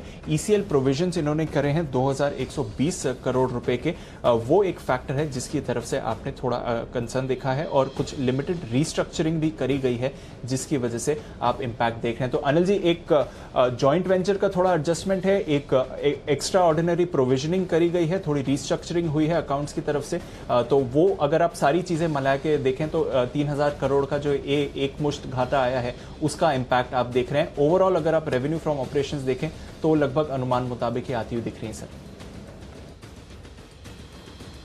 बिल्कुल दीप, और अगर वो घाटा हटाकर फिर हम देखेंगे तो शायद नंबर्स अच्छे नजर आएंगे, क्योंकि देखिए हमारा अनुमान ये था कि मुनाफा 285 करोड़ रहना चाहिए, और अगर 2070 करोड़ का एक मुश्त घाटा हटाकर देखें 1530 करोड़ का लॉस आया, इसका मतलब है कि 540 करोड़ का मुनाफा है। 285 करोड़ के मुनाफे के सामने 540 करोड़ का मुनाफा तो काफी अच्छा कहा जा सकता है। तो एक बार देखते हैं पूरे विस्तार से कि किस तरह के रिजल्ट हैं, क्योंकि अगर एक्सेप्शनल आइटम को हटाकर देखें तो मुनाफे का आंकड़ा मजबूत नजर आता है। एक बार जरा आप भी कैलकुलेट करके देखें कि वाकई में एक्सेप्शनल लॉस को हटाकर देखें तो क्या 540 करोड़ का मुनाफा है। अगर 540 करोड़ का मुनाफा है तो बहुत तगड़ा कहा जाएगा, क्योंकि 150 करोड़ से बढ़कर 540 करोड़ मुनाफा आना, और वो भी 285 की उम्मीद के मुकाबले में काफी ज्यादा आना, ये काफी जबरदस्त कहा जाएगा। तो ये मुनाफे का आंकड़ा फिर इस सिचुएशन में काफी बेहतर हो सकता है। तो एक बार उस पर नजर रखेंगे। तब तक आइए एक बार कुणाल जी M&M फाइनेंस के चार्ट्स देखिए, तब तक हम एग्जैक्ट नंबर एग्जैक्ट डेटा रखते हैं कि किस तरह का नुकसान, किस तरह का एक्चुअल रिजल्ट है एक्सेप्शनल को हटाने के बाद। बताएं कुणाल जी। अनिल जी देखिए, जो अनिल जी जो इंपॉर्टेंट लेवल है वो 151 का है, और बिल्कुल 19 स्तरों के आसपास ये स्टॉक अभी ट्रेड कर रहा है। मैं फ्यूचर्स के लेवल्स दे रहा हूं, 151 के आसपास एक बड़ा सपोर्ट है, बिल्कुल सपोर्ट के लेवल पर फिलहाल ये स्टॉक ट्रेड कर रहा है। अगर ये 151 को तोड़ करके उसके नीचे ट्रेड करने लगता है तो एक ब्रेकडाउन दर्ज हो जाएगा, और मुझे लगता है कि फिर आपको एक 144 तक का ड्रॉप देखने को मिल सकता है। तो यहां पर मुझे लगता है 151 की बहुत बड़ी अहमियत है। 151 के नीचे स्टॉक कमजोर हो जाएगा, 144 का टारगेट होगा, और अगर आज ये 151 को संभाल लेता है तो फिर आपको एक पुलबैक देखने को मिलेगा जिसमें 158 तक जाने की इसमें क्षमता दिखती है। तो या तो 158 आएगा या 154, और इसके लिए जो सबसे इंपॉर्टेंट लेवल है वो 151 का है। 151 के नीचे ही कमजोर होगा, 151 होल्ड करता है तब तक ठीक। फ्यूचर्स के लेवल पर 154 और 158 आ सकता है। देखते हैं क्या कुछ होता है। मुनाफे के आंकड़े यहां पर आपके लिए आता हुआ दिख रहा है। 160 करोड़ के मुनाफे के सामने 1530 करोड़ का कंसोलिडेटेड बेसिस पर घाटा होता हुआ दिखा है। ये है रिजल्ट्स जो हमारे अनुमान बता रहे हैं, उसके मुताबिक मुनाफे का आंकड़ा उम्मीद से बेहतर होता हुआ दिखेगा। देवांशी हमारे साथ हैं, एक बार जरा देवांशी से ही पूछ लेते हैं। देवांशी, आपके हिसाब से रिजल्ट्स कैसे हैं एडजस्टमेंट के बाद, जरा बताएं एक बार। सर 584 करोड़ तक का मुनाफा आता हुआ दिख रहा है, क्योंकि आप देखिए जो हम एक्सेप्शंस अगर माइनस करते हैं, ओवरऑल जो घाटा होता हुआ दिख रहा है वो 1543 करोड़ के आसपास का है। अगर आप उसमें से एक्सेप्शनल आइटम्स थोड़े से हटा देते हैं तो करीब 650 करोड़ तक का मुनाफा है। तो फिलहाल on the face of it जो नंबर्स आते हुए दिख रहे हैं, जो टॉप लाइन है वो अनुमान के मुताबिक आती हुई दिख रही है, और साथ ही जो मुनाफे का नंबर है वो थोड़ा सा बेहतर आता हुआ दिख रहा है। लेकिन असेट क्वालिटी के फ्रंट पर देखना होगा कि किस तरह से नंबर्स है, और कमेंट्री पर नजर रखनी होगी। बिल्कुल, तो कमेंट्री पर नजर रखनी पड़ेगी, और इसलिए आप देख रहे हैं थोड़ा उतार चढ़ाव इस समय हो रहा है। बाजार समझने की कोशिश कर रहे हैं कि एग्जैक्टली किस तरह से इन नंबर्स को देखना चाहिए, क्योंकि इतने सारे इन्होंने एडजस्टमेंट्स करे हैं, थोड़ी प्रोविजनिंग को लेकर भी एडजस्टमेंट्स हैं, तो उसका आप इम्पैक्ट डेफिनेटली देख रहे हैं। बट अगर जैसा देवांशी कह रही हैं आप इस एक मुश्त घाटे को एडजस्ट कर ले तो फिर मुनाफे का फिगर एक्चुअली अनुमान से बेहतर आया है। But of course on an overall basis आपने देखा है 1530 करोड़ रुपए का कंसोलिडेटेड घाटा आपको आते हुए दिख रहा है जहां तक M&M फाइनेंस का सवाल है। इसलिए थोड़ा इस समय स्टॉक पर भी दबाव है। एडजस्टमेंट्स के बाद ठीक है नंबर्स, बट थोड़ा इस समय स्टॉक रिएक्ट करते हुए दिख रहा है नेगेटिवली। M&M फाइनेंस के तो नंबर्स आ गए हैं देवांशी, और वहां पर नजर है, बट साथ ही अलेम्बिक फार्मा के बारे में बताएं, क्योंकि इसके भी नतीजे किसी भी वक्त आ सकते हैं। कैसे रह सकते हैं अलेम्बिक के नतीजे? बिल्कुल, आप देखिए इस बार एलेम्बिक फार्मा से भी बहुत ज़्यादा अच्छे नंबर्स का अनुमान नहीं किया जा रहा है। अगर आप आय देखेंगे वाई बेसिस पर तो 6.5% तक की गिरावट होगी। कामकाजी मुनाफे में 23% तक का डाउनफॉल आपको देखने मिल सकता है और साथ ही जो मार्जिन्स है वो 30% से घटकर 25% पर आते हुए दिखेंगे। मुनाफे का फिगर भी यहाँ पे करीब 28% तक कम होता हुआ दिखेगा। 217 करोड़ के आसपास का मुनाफा कंपनी पोस्ट कर सकती है, जो कि पिछले साल करीब 300 करोड़ के आसपास का था। सीक्वेंशियली इतनी ज़्यादा गिरावट देखने नहीं मिलेगी, सिंगल डिजिट में आपको गिरावट देखने मिलेगी, लेकिन नंबर्स इतने अच्छे नहीं आएंगे, कमज़ोर रहेंगे, क्योंकि आप देखिए यूएस में जो सार्टन प्रोडक्ट्स है उनकी बिक्री में गिरावट आती हुई दिखी है। इसके साथ ही यूएस कारोबार में कोई नए लॉन्चेस होते हुए नहीं दिखे थे और इसके चलते भी थोड़ा सा प्रेशर है। दूसरी तरफ जो सहारा मिलता हुआ दिखेगा वो घरेलू बाजार से है, यानी कि जो डोमेस्टिक ऑपरेशन है वहाँ से काफ़ी अच्छा सहारा मिलता हुआ दिख सकता है। बिक्री बढ़ती हुई दिखी है एक्यूट थेरेपी की और इसके चलते आप देखेंगे कि जो रेवेन्यूज़ हैं वो आते हुए दिखेंगे, वहाँ पे सहारा मिलता हुआ दिखेगा। इसके साथ ही जो नए ANDA जो पाइपलाइन है और साथ ही जो नए लॉन्चेस आने वाले समय में होती हुई दिखेगी, इस पर हम क्लियरली फोकस करेंगे। लेकिन इस बार खर्च बढ़ता हुआ दिखा था, साथ ही कोई बहुत ज़्यादा नए लॉन्चेस नहीं थे। यूएस जो इनके लिए अहम मार्केट है वहाँ पे थोड़ा सा प्रेशर आता हुआ दिखा है। तो इन ऑल आपको नंबर्स थोड़े से कमज़ोर साइड पर रह सकते हैं। जो सहारा मिलता हुआ दिखेगा वो डोमेस्टिक ऑपरेशन से आता हुआ दिखेगा। ओके, तो एलेम्बिक फार्मा के हल्के कमजोर नंबर्स आने की आशंका है इस वक्त।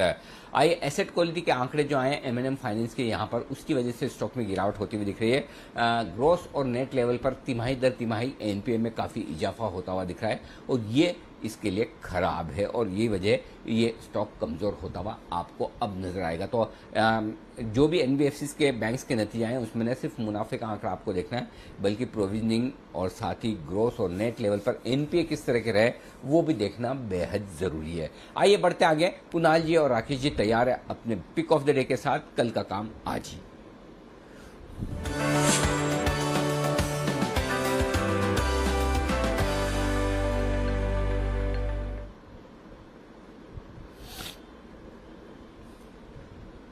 बनाएं sir. Anil ji, pick of the day हमारा है सन फार्मा, जिसको रेगुलरली हम फ्राइडे से रिकमेंड करते आ रहे हैं और आज देखें वीक मार्केट के अंदर भी डेज हाइस पे ट्रेड कर रहा है। 700 का एक इंपॉर्टेंट ऑप्शन बैरियर भी तोड़ा है। Technically neat clean clear breakout है। Over to Kunal ji.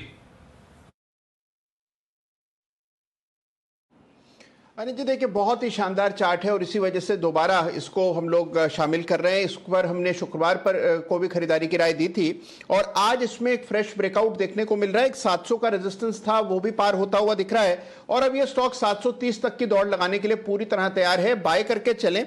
Stop loss एक छोटा सा रखें 695 का, 695 रुपए का, 9 रुपए नीचे स्टॉप लॉस रखकर बाय करने की राय है। पहला टारगेट 720 रुपए का, दूसरा टारगेट 735 रुपए का। सन फार्मा में खरीदारी की राय। ओके, तो ये है आपके लिए सन फार्मा में खरीदारी करने की राय आती हुई दिख रही है इस वक्त कुणाल जी और राकेश जी की तरफ से। कल का पिक ऑफ द डे आज ही आता हुआ नजर आ रहा है। टारगेट्स और लेवल्स आप नोट कर ले। 695 ये आपका स्टॉप लॉस का लेवल होगा।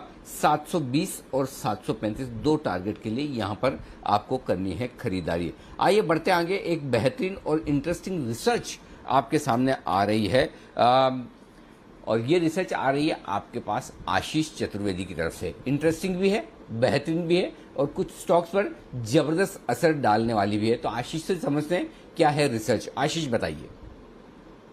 अनिल जी, दरअसल देखिए चिकन की जो कीमतें हैं रिटेल में, इनमें काफी बढ़िया उछाल देखने को मिला है। पिछले 1.5 महीने में अगर आप देखें तो रिटेल में जो चिकन की कीमतें हैं इसमें करीब 37% की बढ़ोतरी देखने को मिली है।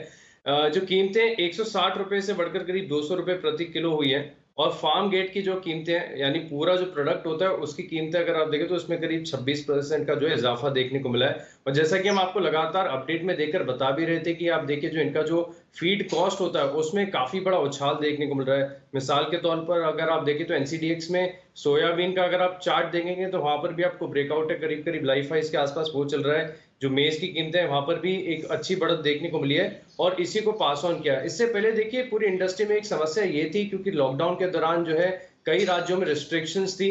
रिस्ट्रिक्शंस के चलते जो रिटेल दुकानें थी वो पूरे समय से फंक्शन नहीं कर पा रही थी और जो कंजम्पशन है उसके ऊपर भी काफी बड़ा इम्पैक्ट देखने को मिला था क्योंकि रेस्टोरेंट्स क्लोज थे। अब कहीं ना कहीं अगर आप देखें तो इंडस्ट्री को राहत ये मिल रही है कि जो प्राइस हाइक कर पा रहे हैं, क्योंकि मांग फिर से अगर आप देखें तो प्री कोविड स्तर के आसपास पहुंच चुकी है, और जो इससे पहले जो लॉकडाउन हुआ था वहां से भी अगर आप देखें तो मांग में काफी बढ़िया कंजम्पशन में एक बढ़ोतरी देखने को मिली है। कई राज्यों में अगर आप देखें तो पाबंदियां हटा दी गई हैं, रेस्टोरेंट्स थोड़ी बहुत क्षमता पर कामकाज कर रहे हैं, तो उसका भी एक बेनिफिट देखने को मिल रहा है। तो जो रिटेलर्स हैं, जो कंपनीज हैं, वो अपनी प्राइस हाइक को पास ऑन कर पा रहे हैं, और इनफैक्ट अगर आप देखें तो जो बिक्री है इसमें भी काफी बढ़िया बढ़त देखने को मिली है। और इसका सीधा असर अगर आप देखें तो सबसे बड़ी कंपनी जो है वेंकीज इंडिया यहाँ पर देखने को मिलेगा, क्योंकि पैकेज चिकन जो है इसमें कंपनी का काफी सिग्निफिकेंट मार्केट शेयर है।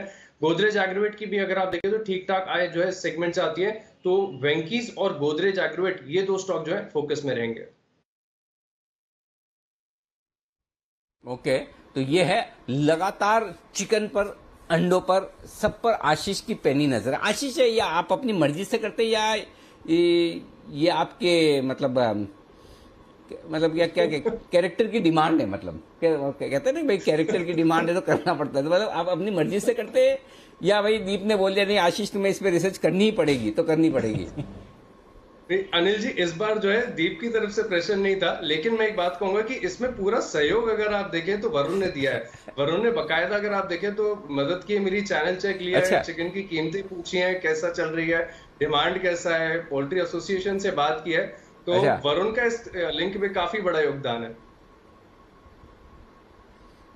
अरे वाह, वरुण का इतना इंटरेस्ट, क्या बात है। और बाय द वे हमारे दोनों ही आशीष और वरुण देखिए काम को कितना महत्व देते हैं आप समझ सकते हैं कि दोनों प्योर वेजिटेरियन हैं, टी टोटलर है, लेकिन फिर भी जहां जरूरत है वहां पर तो सोचोगे रिसर्च करते ही है। और वेंकीज ये तो वो स्टॉक है जो आशीष की रिसर्च के दम पर हमेशा एक्शन में रहता है, आज फिर से एक्शन में आता हुआ दिख रहा है। डे हाई पर पहुंचता हुआ वेंकीज का स्टॉक है 3130 के आसपास। सचिन जी इसके चार्ट देखिए और जरा दीजिए अपनी राय। वेंकीज स्टॉक दमदार एक्शन में।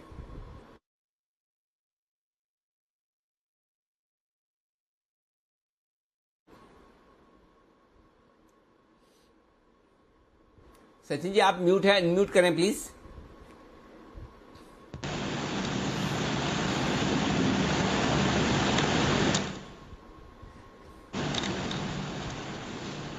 सचिन जी क्या आपको आवाज मिल रही है हमारी?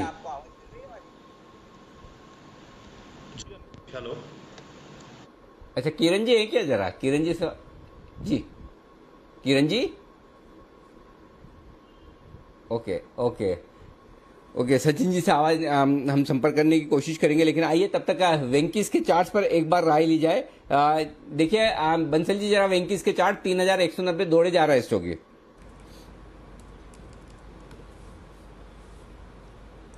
अनिल जी बेहतरीन टेक्निकल स्ट्रक्चर है। जब पहली बार भी आशीष ने कवर करा था तब उसके बाद एक नॉन स्टॉप रैली गई थी, 3900 के लेवल छू के स्टॉक ने करेक्टिव जोन में आया था और आज कल के हाइस के ऊपर निकला है।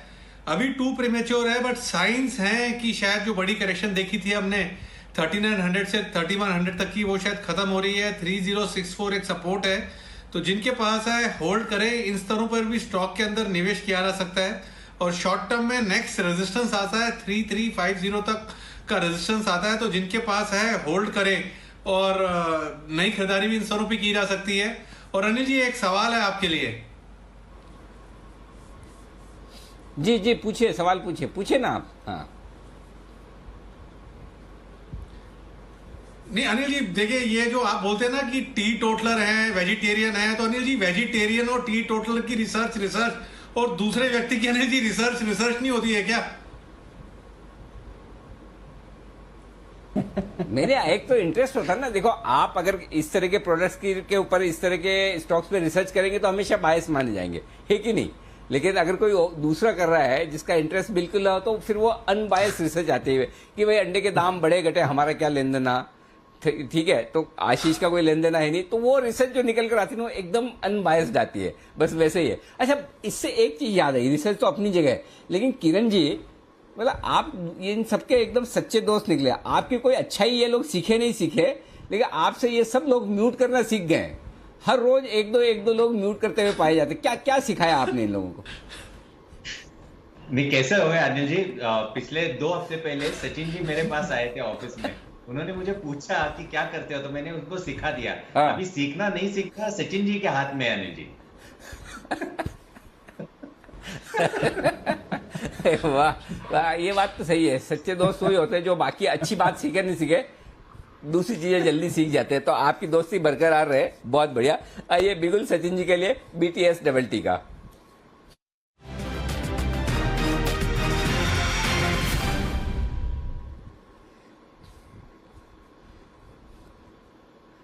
बताएं सर। अनिल जी, पहली बात तो मेरे हाथ ऊपर होते हैं और म्यूट तो मैंने किया नहीं था, पता नहीं क्या हो रहा है। बट जिस तरीके से अभी स्ट्रक्चर है, जिस तरीके से मोमेंटम आ रहा है काफी सारे मिड कैप स्टॉक्स में, तो मुझे लग रहा है यहाँ पर EID पैरी इस पर्टिकुलर स्टॉक पे एक inverse head and shoulder mature हो चुका है। अगर हम इसका 60 मिनट्स का चार्ट देखें तो लगभग मुझे लग रहा है ये मोमेंटम जो जनरेट हो रहा है वो लगभग अराउंड 445 से लेके 460 इन दो टारगेट्स के लिए इनिशिएट हो चुका है। तो जिस तरीके से इसका स्ट्रक्चर है, इसका स्टॉप लॉस आपको काफी छोटा ही लगाना है, अराउंड 418 के आसपास, एंड खरीदारी करनी है EID पैरी इस पर्टिकुलर काउंटर में। फर्स्ट टारगेट होगा अराउंड 445 का, सेकेंड टारगेट होगा अराउंड 460 का। ओके, तो ये है आपके लिए राय इस वक्त EID पैरी यहां पर खरीदारी करने के लिहाज से आती हुई दिख रही है। सचिन जी 426 रुपए, जी हाँ, ये है लेवल जिसमें खरीदारी करने की राय है। 418 ये आपका स्टॉप लॉस का लेवल होगा, 445 और 460 ये दो टारगेट के लिए आपको खरीदारी करनी चाहिए। ये है राय EID पैरी की। जुबिलेंट फार्मोवा एक और स्टॉक है जहां पर एक्शन भरपूर होता हुआ दिख रहा है। क्यों इतनी तेजी है जुबिलेंट फार्मोवा में, ये बताने के लिए देवांशी हमारे साथ तैयार है। देवांशी बताइए। बिल्कुल, सबसे पहले तो आप देखिए जुबिलेंट फार्मोवा के इस वीकेंड पे नंबर्स आते हुए दिखे थे शुक्रवार को, और नंबर्स अच्छे आते हुए दिखे हैं। आप देखिए इनकी जो टॉप लाइन है, बॉटम लाइन है, इन दोनों में अच्छे गेन्स आते हुए दिखे हैं, और साथ ही इनके जितने भी सेगमेंट्स हैं वहाँ पे हमने अच्छी ग्रोथ देखी है। स्पेशली आप देखिए इनके जो CDMO कारोबार है यहाँ पे अच्छी ग्रोथ होती हुई दिखी है, काफ़ी मजबूत ग्रोथ है, करीब 70% की। जेनरिक कारोबार में 50% से ज़्यादा की ग्रोथ है, और स्पेशलिटी फार्मा में भी करीब 18% तक की ग्रोथ इस बार आती हुई दिखी है। इनका जो कुल आय है 44% तक बढ़ी है, और मुनाफे में भी स्ट्रॉन्ग बढ़त आती हुई दिखी है। हालांकि आप कंप्लीटली नंबर्स को कंपेयर नहीं कर पाएंगे क्योंकि जुबिलेंट इंग्रीविया ये इसमें से बाहर निकली थी, ये कारोबार को अलग कर दिया गया था, और इसी के चलते आप नंबर्स को कंप्लीटली कंपेयर नहीं कर पाएंगे। लेकिन ओवरऑल सेगमेंट्स में अच्छी ग्रोथ है, लेकिन सबसे बड़ी वजह जुबिलेंट फार्मोवा में ग्रोथ की इसलिए है कि इनका जो API कारोबार है वो अब कंपनी अलग करना चाहती है। फिलहाल इनका जो API कारोबार है वो इनके CDMO कारोबार के साथ है, और अगर आप टोटल आय में CDMO कारोबार का हिस्सा देखें तो करीब 36% के आसपास है, और उसमें भी अगर आप टोटल रेवेन्यूज में अगर आप API का हिस्सा देखें तो करीब 10% के आसपास है। तो अब आने वाले समय में जिस तरह से हम देख रहे हैं कि जो प्योर प्लेइंग API कंपनीज हैं वैसे वैल्यूएशंस इसकी API कारोबार को भी मिलते हुए दिखेंगे, और वैल्यू अनलॉकिंग एक बार फिर जुबिलेंट फार्मोवा को मिलती हुई दिखेगी। इससे पहले हमने देखा था जो इंग्रीविया यहाँ पे अलग होती हुई दिखी थी, फार्मोवा अलग होती हुई दिखी थी, इसके चलते अच्छी वैल्यू अनलॉकिंग होती हुई दिखी थी शेयर होल्डर्स की। अब सिमिलरली क्योंकि अब API कारोबार अलग होता हुआ दिखेगा तो इसके चलते भी हम देखेंगे एक अच्छी और स्ट्रॉन्ग वैल्यू अनलॉकिंग का कैंडिडेट ये बनता हुआ दिख रहा है। साथ ही कंपनी ने अपने कॉन कॉल ने भी जो हाइलाइट्स दिए थे कि आने वाले समय में 700 to 800 करोड़ का केपेक्स करने का प्लान करती हुई दिख रही है। इनका जो स्पेशलिटी कारोबार है उसमें लगातार सुधार होता हुआ दिख रहा है, और जैसे ही हॉस्पिटल्स खुलते हुए दिखेंगे इनके रेडियोलॉजी कारोबार में अच्छी ग्रोथ आती हुई दिखेगी, और क्योंकि ये हाई मार्जिन बिजनेस होता है तो आने वाले समय में यहाँ पे भी आपको अच्छी ग्रोथ देखने मिल सकती है। जेनरिक कारोबार में भी हमने इस बार देखा कि जो रेमडेसिविर की सेल्स है वो काफ़ी अच्छी थी, और इसके चलते भी हमने अच्छी ग्रोथ देखी है। तो कुल मिला के सारे सेगमेंट्स अच्छा परफॉर्म करेंगे, लेकिन सबसे बड़ी वजह थी API कारोबार अब अलग हो जाएगा, और जैसे कि हम देख रहे हैं कि डीवीज लैब है जैसे कि एक प्योर प्ले है, आने वाले समय में सिमिलर वैल्यूएशंस इसके API कारोबार को मिलते हुए दिखेंगे। ओके, तो ये है आपके लिए जुबिलेंट फार्मोवा। नजर रखिए, ऑलरेडी वैल्यू क्रिएशन के बाद यहाँ पर आप एक्शन बनते हुए देख चुके हैं, और यहाँ पर आपके लिए मौका बन रहा है API कारोबार का जो सेपरेशन की बात की जा रही है, तो इस स्पेस पर आपको रखनी है नजर। और API कारोबार की बात करी तो कल IPO भी खुल रहा है ग्लेनमार्क लाइफ का, और इस पर कल सुबह अनिल जी से 8 बजे राय भी लेंगे। बट नजर रखिए इस स्पेस पर एक्शन भरपूर है। पर एक और स्टॉक जहां पर एक्शन भरपूर है और अपने लाइफ हाई पर ट्रेड कर रहा है वो है जोमैटो। हालांकि 3 ही दिन हुए हैं जब से इस पर ट्रेडिंग शुरू हुई है, पर अनिल जी फाइनली जो वो हाई हाई बनाया था लिस्टिंग डे का 138 के आसपास का, अब उसको क्रॉस करते हुए आप देख रहे हैं गेन्स आ रही हैं। 140 का लेवल जोमेटो ने क्रॉस करा है, डबल डिजिट परसेंटेज गेन्स चल रही हैं जोमेटो में। तो लाइफ हाई पर जोमेटो, अनिल जी क्या करना चाहिए अब?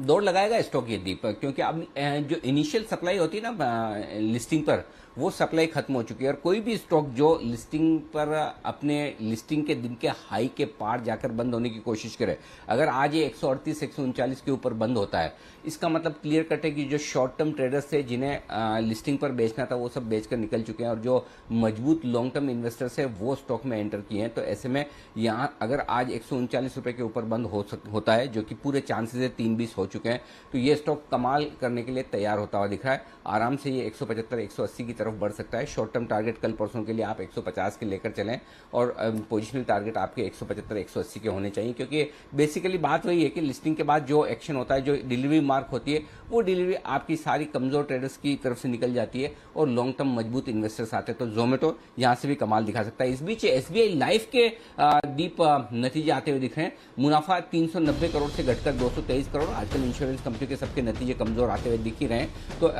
223 करोड़ के मुनाफे का आंकड़ा है, 390 करोड़ के मुकाबले में ये आता हुआ दिख रहा है। कुछ और डेटा नतीजों को लेकर आपके सामने रखेंगे, कुणाल जी अपने चार्ट भी तैयार करेंगे, लेकिन एसबीआई लाइफ अपने नतीजे पेश करते हुए दिख रहा है। प्रीमियम आय 8,310 करोड़ की आई है एसबीआई लाइफ की। दीप, और कोई डिटेल्स नतीजों पर?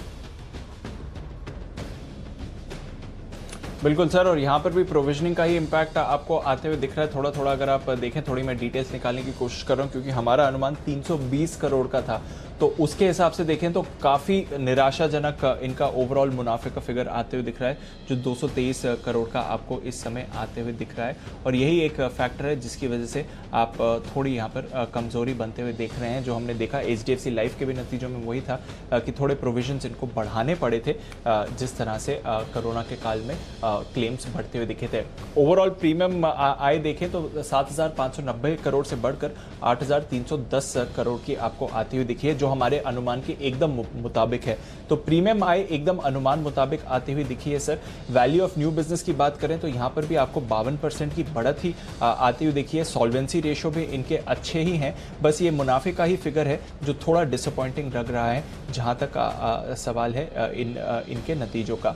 तो थोड़ा वहाँ पर आपको इम्पैक्ट आते हुए दिख रहा है। ग्रॉस रिटर्न प्रीमियम भी 10% बढ़कर आया है जहाँ तक इस बात का सवाल है। तो ओवरऑल नतीजे अनिल जी ठीक लग रहे हैं, सिर्फ एक प्रॉफिटेबिलिटी का आपको इम्पैक्ट आते हुए दिख रहा है, जो इस बार हम सभी इंश्योरेंस कंपनीज के देख रहे हैं। तो एज एक्सपेक्टेड वो एक इम्पैक्ट आते हुए दिखा है, बट बाकी वर्टिकल्स में इनके जो नतीजे हैं वो एकदम ठीक ठाक दिख रहे हैं सर। थोड़ी और डिटेल्स इस पर निकालते हैं, पर तब तक क्योंकि 3:20 बज चुके हैं और क्लोजिंग की तरफ बाजार की नजर है, तो एक बार आपकी फाइनल स्ट्रैटेजी ले लेते हैं इस समय की।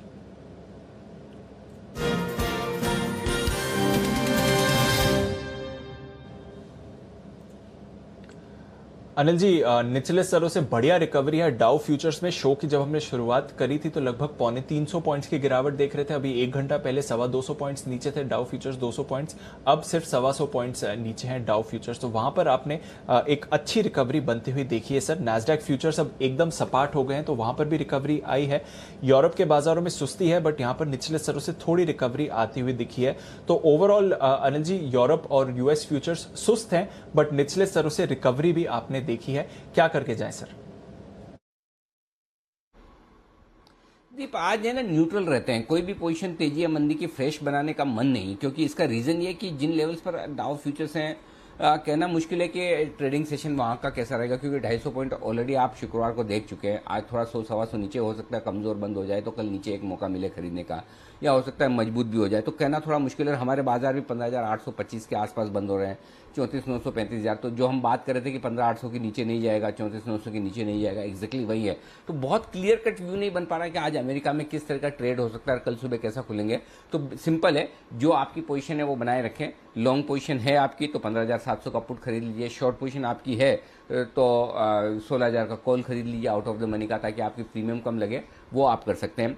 बैंक निफ्टी पर 35,000 के आसपास ही बंद हो रहे हैं, तो दोनों तरफ मेक और ब्रेक वाला मामला है। तो मेरे ख्याल से अगर आपकी लॉन्ग पोजीशन है तो 34,500 या 34,700 जो आपको ठीक लगे वो एक पुट खरीद लीजिए। शॉर्ट है तो 35,300 या 35,500 का कॉल खरीद लीजिए। तो ओवरऑल आप अपनी हेजिंग के साथ रहें, न्यूट्रल होकर चलें। फ्रेश खरीदारी अभी वाली कल की कल देखी जाएगी, ये ज्यादा बढ़िया। आइए बढ़ते आगे, और अब वक्त है बैन से बेनिफिट का।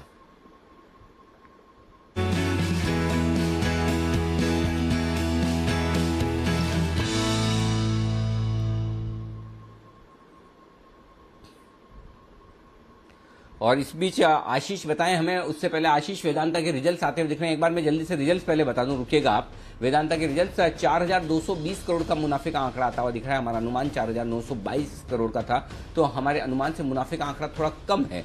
बढ़ा जरूर है, 4 गुना हुआ है। 1,033 से 4,220 अपने आप में जबरदस्त है। 400% अप, कम नहीं होता किसी भी लिहाज से, लेकिन अनुमान से थोड़ा सा कम है। 4,900 करोड़ के आसपास का हमारा अनुमान था, 4,200 करोड़ का मुनाफे का आंकड़ा है। तो 700 करोड़ हमारे मुनाफे का आंकड़ा जो है हमारी अनुमान से थोड़ा सा कम आता हुआ दिख रहा है इस वक्त। तो ये है आपके लिए रिजल्ट के लिहाज से पहला आंकड़ा वेदांता का। स्टॉक 270 रुपये पर मजबूती के साथ टिका हुआ। इसके बाद हम देखेंगे कि आय का आंकड़ा, कामकाजी मुनाफा किस तरह का रहा है। लेकिन वेदांता 271 धीमे धीमे और मजबूत होता हुआ दिख रहा है। कुणाल जी चार्ट्स।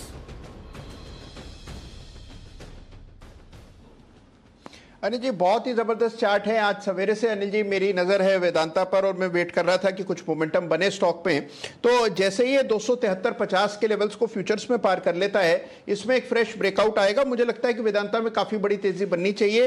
273 हाफ के ऊपर जैसे ही फ्यूचर निकलता है, बाय करने की राय है। मुझे लगता है 278 के लेवल्स आपको कल तक आते हुए दिखेंगे। 285 का लेवल भी आ सकता है। इस तरह की बड़ी तेजी बनने की पूरी संभावना चार्ट पर दिखती है। 273 हाफ के ऊपर खरीदारी कराए।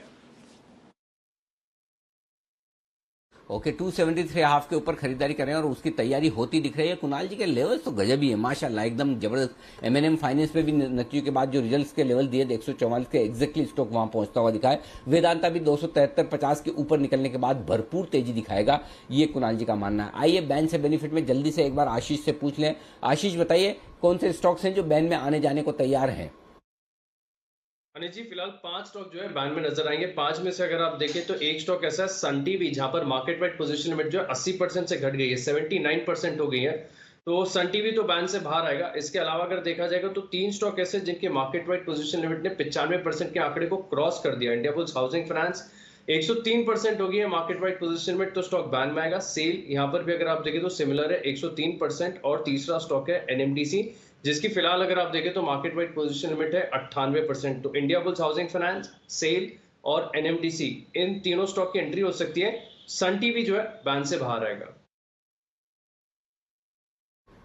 याइबुल हाउसिंग फिर से बैन में, एक दिन हर रोज एक बार एक दिन के लिए आता है, फिर से बैन में, आज भी ऐसे ही। बिल्कुल अनिल जी, शुक्रवार को अगर आप देखें तो 76% थी इसकी मार्केट वाइड पोजीशन लिमिट। आज के सत्र में बड़ा उछाल देखने को मिला, अब 103% हो गई है। ओके, गजब है भाई ये, मतलब इसीलिए आज 298 वाला वापस 284 हो गया। 15 रुपए जो ऊपरी स्तरों से नीचे गिरा इसी वजह से कि फिर से बैन में जाने की तैयारी इस स्टॉक की सन टीवी की, माफ कीजिएगा, इंडियाबुल्स हाउसिंग की होती दिख रही है। जय का जैकपॉट जल्दी से। जय, समय कम है, मैं बिगुल नहीं बजा रहा हूं, आप अपनी कॉल दे दें जी।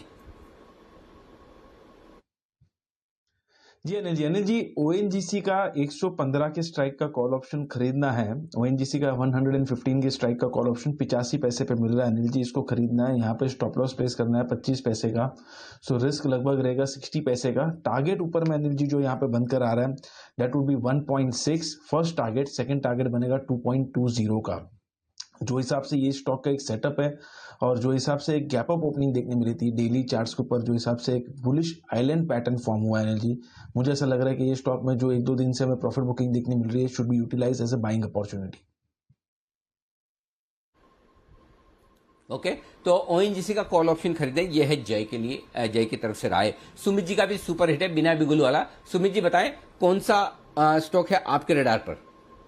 जी अनिल जी, बाय का स्टॉक है अनिल जी, 82 रुपीज 50 पैसे का अभी भाव चल रहा है। फर्टिलाइजर स्टॉक्स के अंदर मोमेंटम बिल्डअप हुआ है, तो मेरे को लग रहा है RCF को यहाँ पे खरीदारी करके चले। BTST के तौर पे ट्रेड करें या 1 से 2 दिन का ट्रेड लें, CMP पे खरीदारी करें, 79 का नीचे में स्टॉप लॉस लगाएं। RCF में पिछले 3 दिनों के हाई ब्रेक हो रहे हैं, बॉलिंगर बैंड का मिडल बैंड क्रॉस हो रहा है और क्लोजिंग आवर्स में जिस तरह से मोमेंटम बन रहा है, ऐसा लग रहा है स्टॉक में यहाँ से ऊपर में 88 रुपीज से लेकर 90 रुपीज तक का मूव देखने को मिल सकता है। 79 के स्टॉप लॉस से RCF में खरीदारी करें, 88 से 90 का टारगेट होगा। ओके, तो आरसीएफ पर खरीदारी की राय है। ONGC 115 के कॉल खरीद कर जाने की राय आ रही है। जय की तरफ से आरसीएफ पसंद आ रहा है सुमित जी को, और क्लोजिंग पर ही एक बढ़िया स्पाइक आपको आते हुए दिख रहा है। अपोलो पाइप्स जिसके बारे में हम सुबह बात कर रहे थे, कचोलिया साहब ने 3.25 लाख शेयर्स बेचे हैं, उसके भी नतीजे आते हुए दिख रहे हैं और शानदार नतीजे वहां पर भी आपको दिखेंगे। तो नतीजों का सीजन है, अहम हफ्ता है नतीजों के लिए, और आज पहले ही दिन आपने कई सारी कंपनीज के दमदार नतीजे आते हुए देखे हैं, एटलीस्ट तिमाही दर YOY अगर आप साल दर साल बेसिस पर देखें। आइए क्लोजिंग की तरफ चलते हैं और देखते हैं किस तरह का एक्शन रहा। कमजोर ग्लोबल क्यूज थे बट भारतीय बाजारों ने होल्ड आउट किया है। ऑलमोस्ट फ्लैट क्लोजिंग आप कह सकते हैं, निफ्टी की हल्की सी गिरावट के साथ होती हुई दिख रही है। बैंक्स पर थोड़ा दबाव था बट वहां पर भी निचले स्तरों से रही रिकवरी। SBI लाइफ नतीजों के बाद नई जान आती हुई 4% ऊपर, मुनाफा छोड़ सभी पैमाने पर दमदार नतीजे आते हुए दिखे। मेटल्स आज अच्छी तेजी में रहे, वेदांता के अभी आपने अच्छे नतीजे देखे हैं, साथ ही हिंडाल्को, टाटा स्टील यहां पर भी एक्शन था। सन फार्मा पर खरीदारी, डिवीज लैब भी एक्शन में आते हुए दिख रहा है। कल ग्लेनमार्क लाइफ का IPO खुल रहा है। इन्फोसिस, कोटक, NTPC यहां पर भी पॉजिटिविटी दिखी।